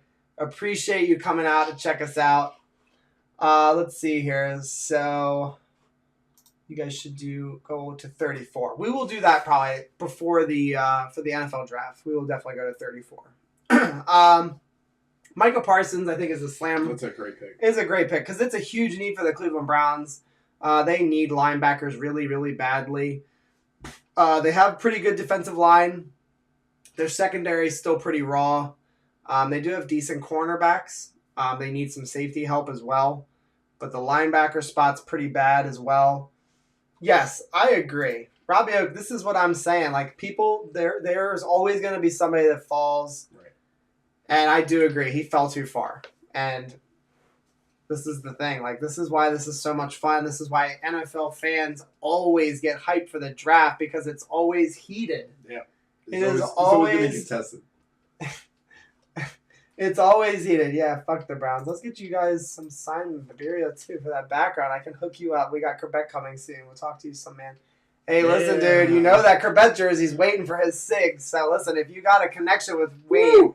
And, listen, I had Wayne. Actually, my wife set it up. Wayne called me, left me a video message. Cameo. For my birthday. I loved Wayne Corbett as a child and as a young boy. Whoa, that's really big. Holy shit. What the hell just happened? All right. Oh, God, again. All right, yeah, that's it. So, yeah, dude, Corbett is my favorite Jet of all time. I loved him. He wasn't the greatest Jet, but he was just a warrior. Him and Curtis Martin are my favorites. So, yeah, dude, let me know. Exactly, Sean Bennett. That's exactly what I'm trying to say. It is the highlight of the NFL season. In the offseason. The NFL draft is the shit. It is absolutely the best. Get you amped. Rick B says, we could have had Parsons, but we went running back. Wah, wah, wah.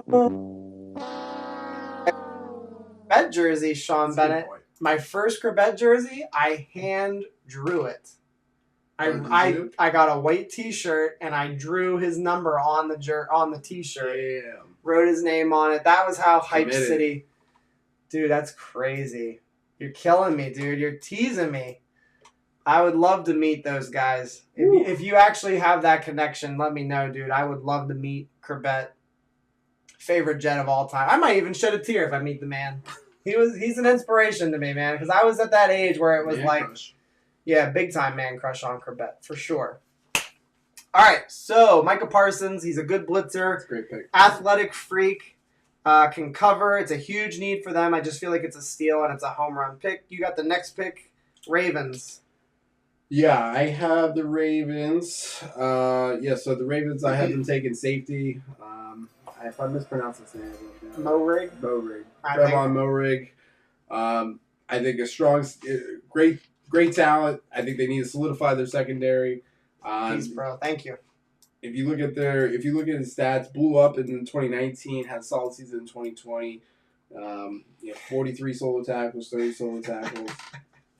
I'm not laughing at you. I'm laughing at Chat. No, but the only thing I don't like about him is not the biggest interception count, but he had 4 interceptions in 2019. I think that was good. People like this guy actually, and I was knocking you during our mock draft when we did it, and I was knocking you.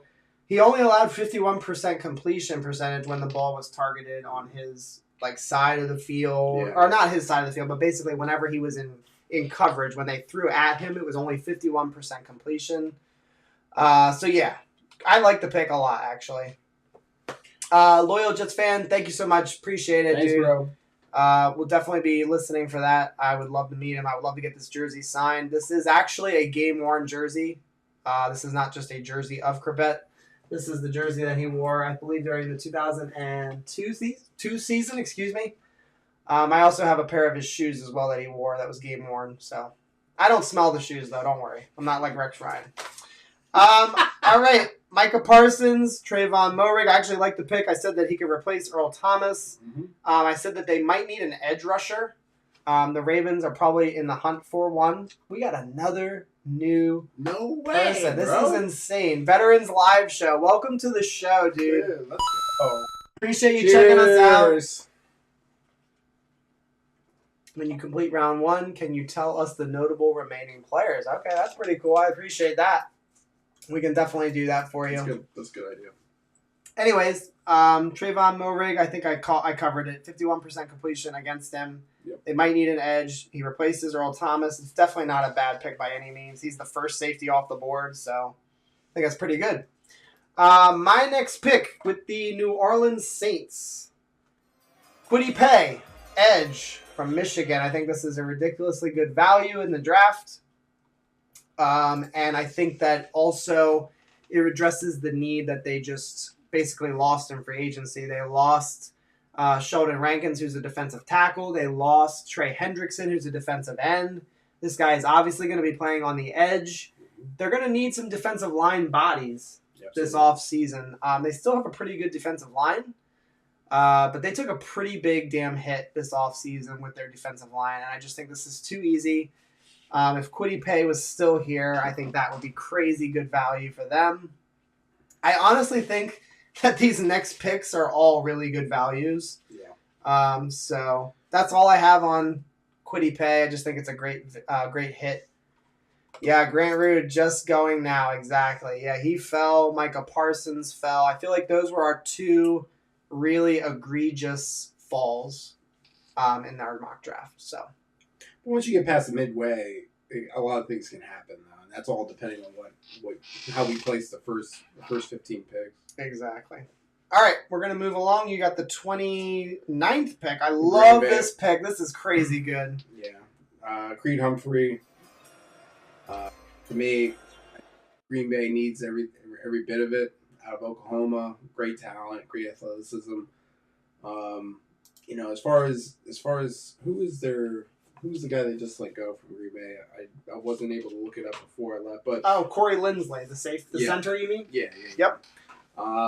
So they need for them to be competitive with the Chiefs, which is obviously one of the most anticipated games for the upcoming season. I was just watching something about that. I think it's a no-brainer too. I mean, given the talents that they have behind center, they're going to want to make a run for the championship, and I think this gives them a good shot at doing that. This helps the Packers, no doubt. They need some offensive line, and they obviously lost Corey Linsley, who's a good center for sure. And they're not going to want Aaron Rodgers to get hit in the face in the middle of the line. They're not going to want to let the offensive line go to waste here. They're going to go for the trophy. Right. So I think that if he were available here, if the Jets passed at 23, if the Steelers passed at 24, I think he could fall to them. And this would just be a no-brainer in my mind. So he's just been really good in college. He stayed healthy, and he was a huge producer. He got a lot of awards at Oklahoma. Just an absolute stud for the Sooners. I had the next pick, and I had the Bills taking Joseph Osai from Texas.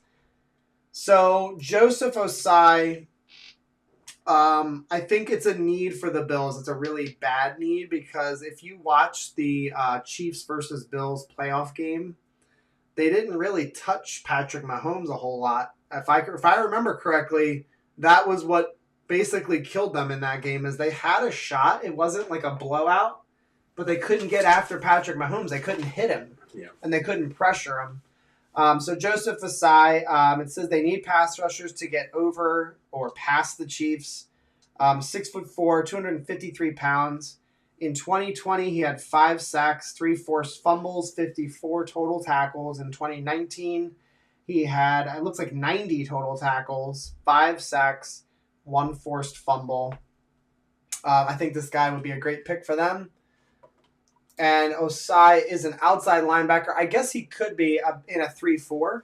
But he is 253 pounds, so I think he could probably put his hand in the dirt. An edge rush for them. It seems like the Bills like those speedy guys anyway. They have Tremaine Edmonds at the linebacker spot. Yeah, so I would have Osai on the edge in a 4-3. I think that's what I think he could do well there. I like that. I think that I totally agree with your assessment of what the Bills are looking and they for. just need that. They need it really, really bad. And if they want to win, they need to improve their pass rush. So Yep, exactly. Chiefs are up. You got them next. Yeah. Jeremiah Owusu. Owusu, to me, I think their obviously weak point is their defense with that Chiefs team. The talent coming out of Notre Dame. I think you were talking about him. Did you do a video on him? Nope, haven't. Okay. I just wanted to make sure before I said something. I'm gonna try to do the linebackers. I really want to do Micah Parsons and Jeremiah Owusu. Yeah. I think outside of Parsons, Jeremiah Owusu is the logical pick, especially. Some have him going earlier, so I think he could go earlier. That Raiders pick is very interesting. A couple of those other picks up there are pretty interesting. And Micah, we know, isn't going to drop that far, so the Cleveland is a potential landing spot for Jeremiah as well. I think Cleveland is a candidate to trade up for one of these linebackers. Yeah. I think that's why I think it's interesting that they fell, because I think they could actually they could trade up to be aggressive and get one of them. I think a great pick and a great investment for what is a Super Bowl caliber team. Grant Root says it's just too damn long of a name for him to go to the Jets. We would never be able to say his name. Yeah, how would they put that on a jersey? I feel like his name would have to be Joke, J-O-K, or Jock. Jock strap. That would be his move. All right, and you guys have been absolutely unbelievable tonight. This was a fantastic This was our best stream, and we say that probably every week, but this was easily our best. We've enjoyed you guys. So the Buccaneers are going to wrap up this first round, and we will recap the draft before we say goodbye, but it is Jalen Mayfield, offensive tackle. I think he could actually play a little bit of guard in the NFL. So Jalen Mayfield, they're just protecting Brady. They're going to help their running game. And they're a Super Bowl contender already. We already know that. They added, like I said earlier, they added the offensive lineman. Again, his name is evading me right now. The Jets were picking between Mekhi Becton and this other dude. Right. Again, I'm pretty sure he was from Iowa. But anyway, I feel like Jalen Mayfield would basically be another offensive lineman to help protect Brady, make sure he stays on his feet, stays healthy. He's getting older. That's what they want. And just to keep building this team. They're playing for a championship. As soon as Brady leaves, that's it.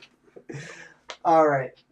Yes, Tristan Wirfs. Thank you. You said Wirfs, and that triggered me. Tristan Wirfs, yes. And he was outstanding, a right tackle, and he had a great year. Thank you, Rick B. We appreciate you. Yeah, the draft's not perfect, but it is what it is. We did have a comment earlier asking us about players that maybe are still available, and I guess my biggest one would be Kadarius Toney. He's a weapon. He can play running back. He can play wide receiver. Travis Etienne, running back from Clemson. He's not in the first round. And guys, this is what I'm talking about. Players that are in this first round mock, there's no reason to believe that some of these guys won't fall to the second round, and some of these guys that we're mentioning will be in the first round. But it could also be the other way. These guys might just fall. Yep. You just never know. Guys, hit the like button, subscribe. Just skim through your mock draft, and it's really good. Just wondering why you went Najee at 23 instead. Who said that? Oh, Jets Podcast. I follow this dude on Twitter. Dude, welcome to the channel. New freaking follower. We appreciate you for checking us out. That Najee pick's my fault. Yeah, he wants to know about Najee. We went through this. Grant Root says new dude just joined and asking about the Harris pick. It's a long story, but basically you had to be there. It's regretted. I think it's regretted. I still think it's worthy of a conversation. Armand, I agree. I could and that was the decision I was making between Mayfield and Kadarius Toney. I feel like they didn't re-sign Brown yet, Antonio Brown. So maybe they want to just give Brady another weapon. Yeah. The offensive line seemed pretty strong last year. I don't see there's any reason why they might not add to it. But Kadarius Toney would be disgusting for that team. Disgusting. And so would ATN. There's a lot of good talent. I mean, the later drafts. So New York Jets Drive podcast, he says, I have no problem with it at all, actually. And he says, I think he'd be a huge playmaker. Good mock draft, guys. Appreciate all the love, guys. Again, like this video. Subscribe to the channel if you're all new here. If you're watching this after the stream, we do appreciate everybody that was live. We had ridiculous amounts of new people tonight. So again, if you're new and if you enjoyed the content, guys, do consider subscribing. I'm glad I could put a little Frank's hot sauce on the chat. This was our longest stream. You can put that shit on everything, isn't it? Isn't that true, chat? Need a little bit of Mike's hot sauce. You can put that shit on everything. Oh man. All right, so we'll recap. I'll recap, and then we'll say goodbye. At the number 1 overall pick, we had Trevor Lawrence, Zach Wilson, Justin Fields, Kyle Pitts, Penei Sewell, Jamar Chase, Javonte Smith, Trey Lance, Rashawn Slater, Patrick Surtain, Gregory Rousseau, Jalen Waddell, Christian Darrisaw, Jalen Phillips, Mac Jones, J.C. Horn. Solid.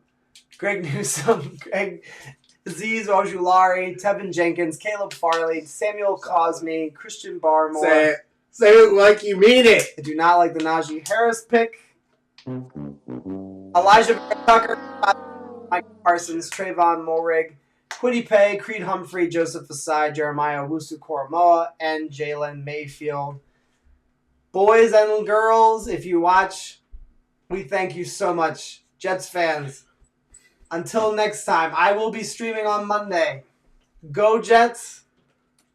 We'll see you guys next time. Go Jets. You guys.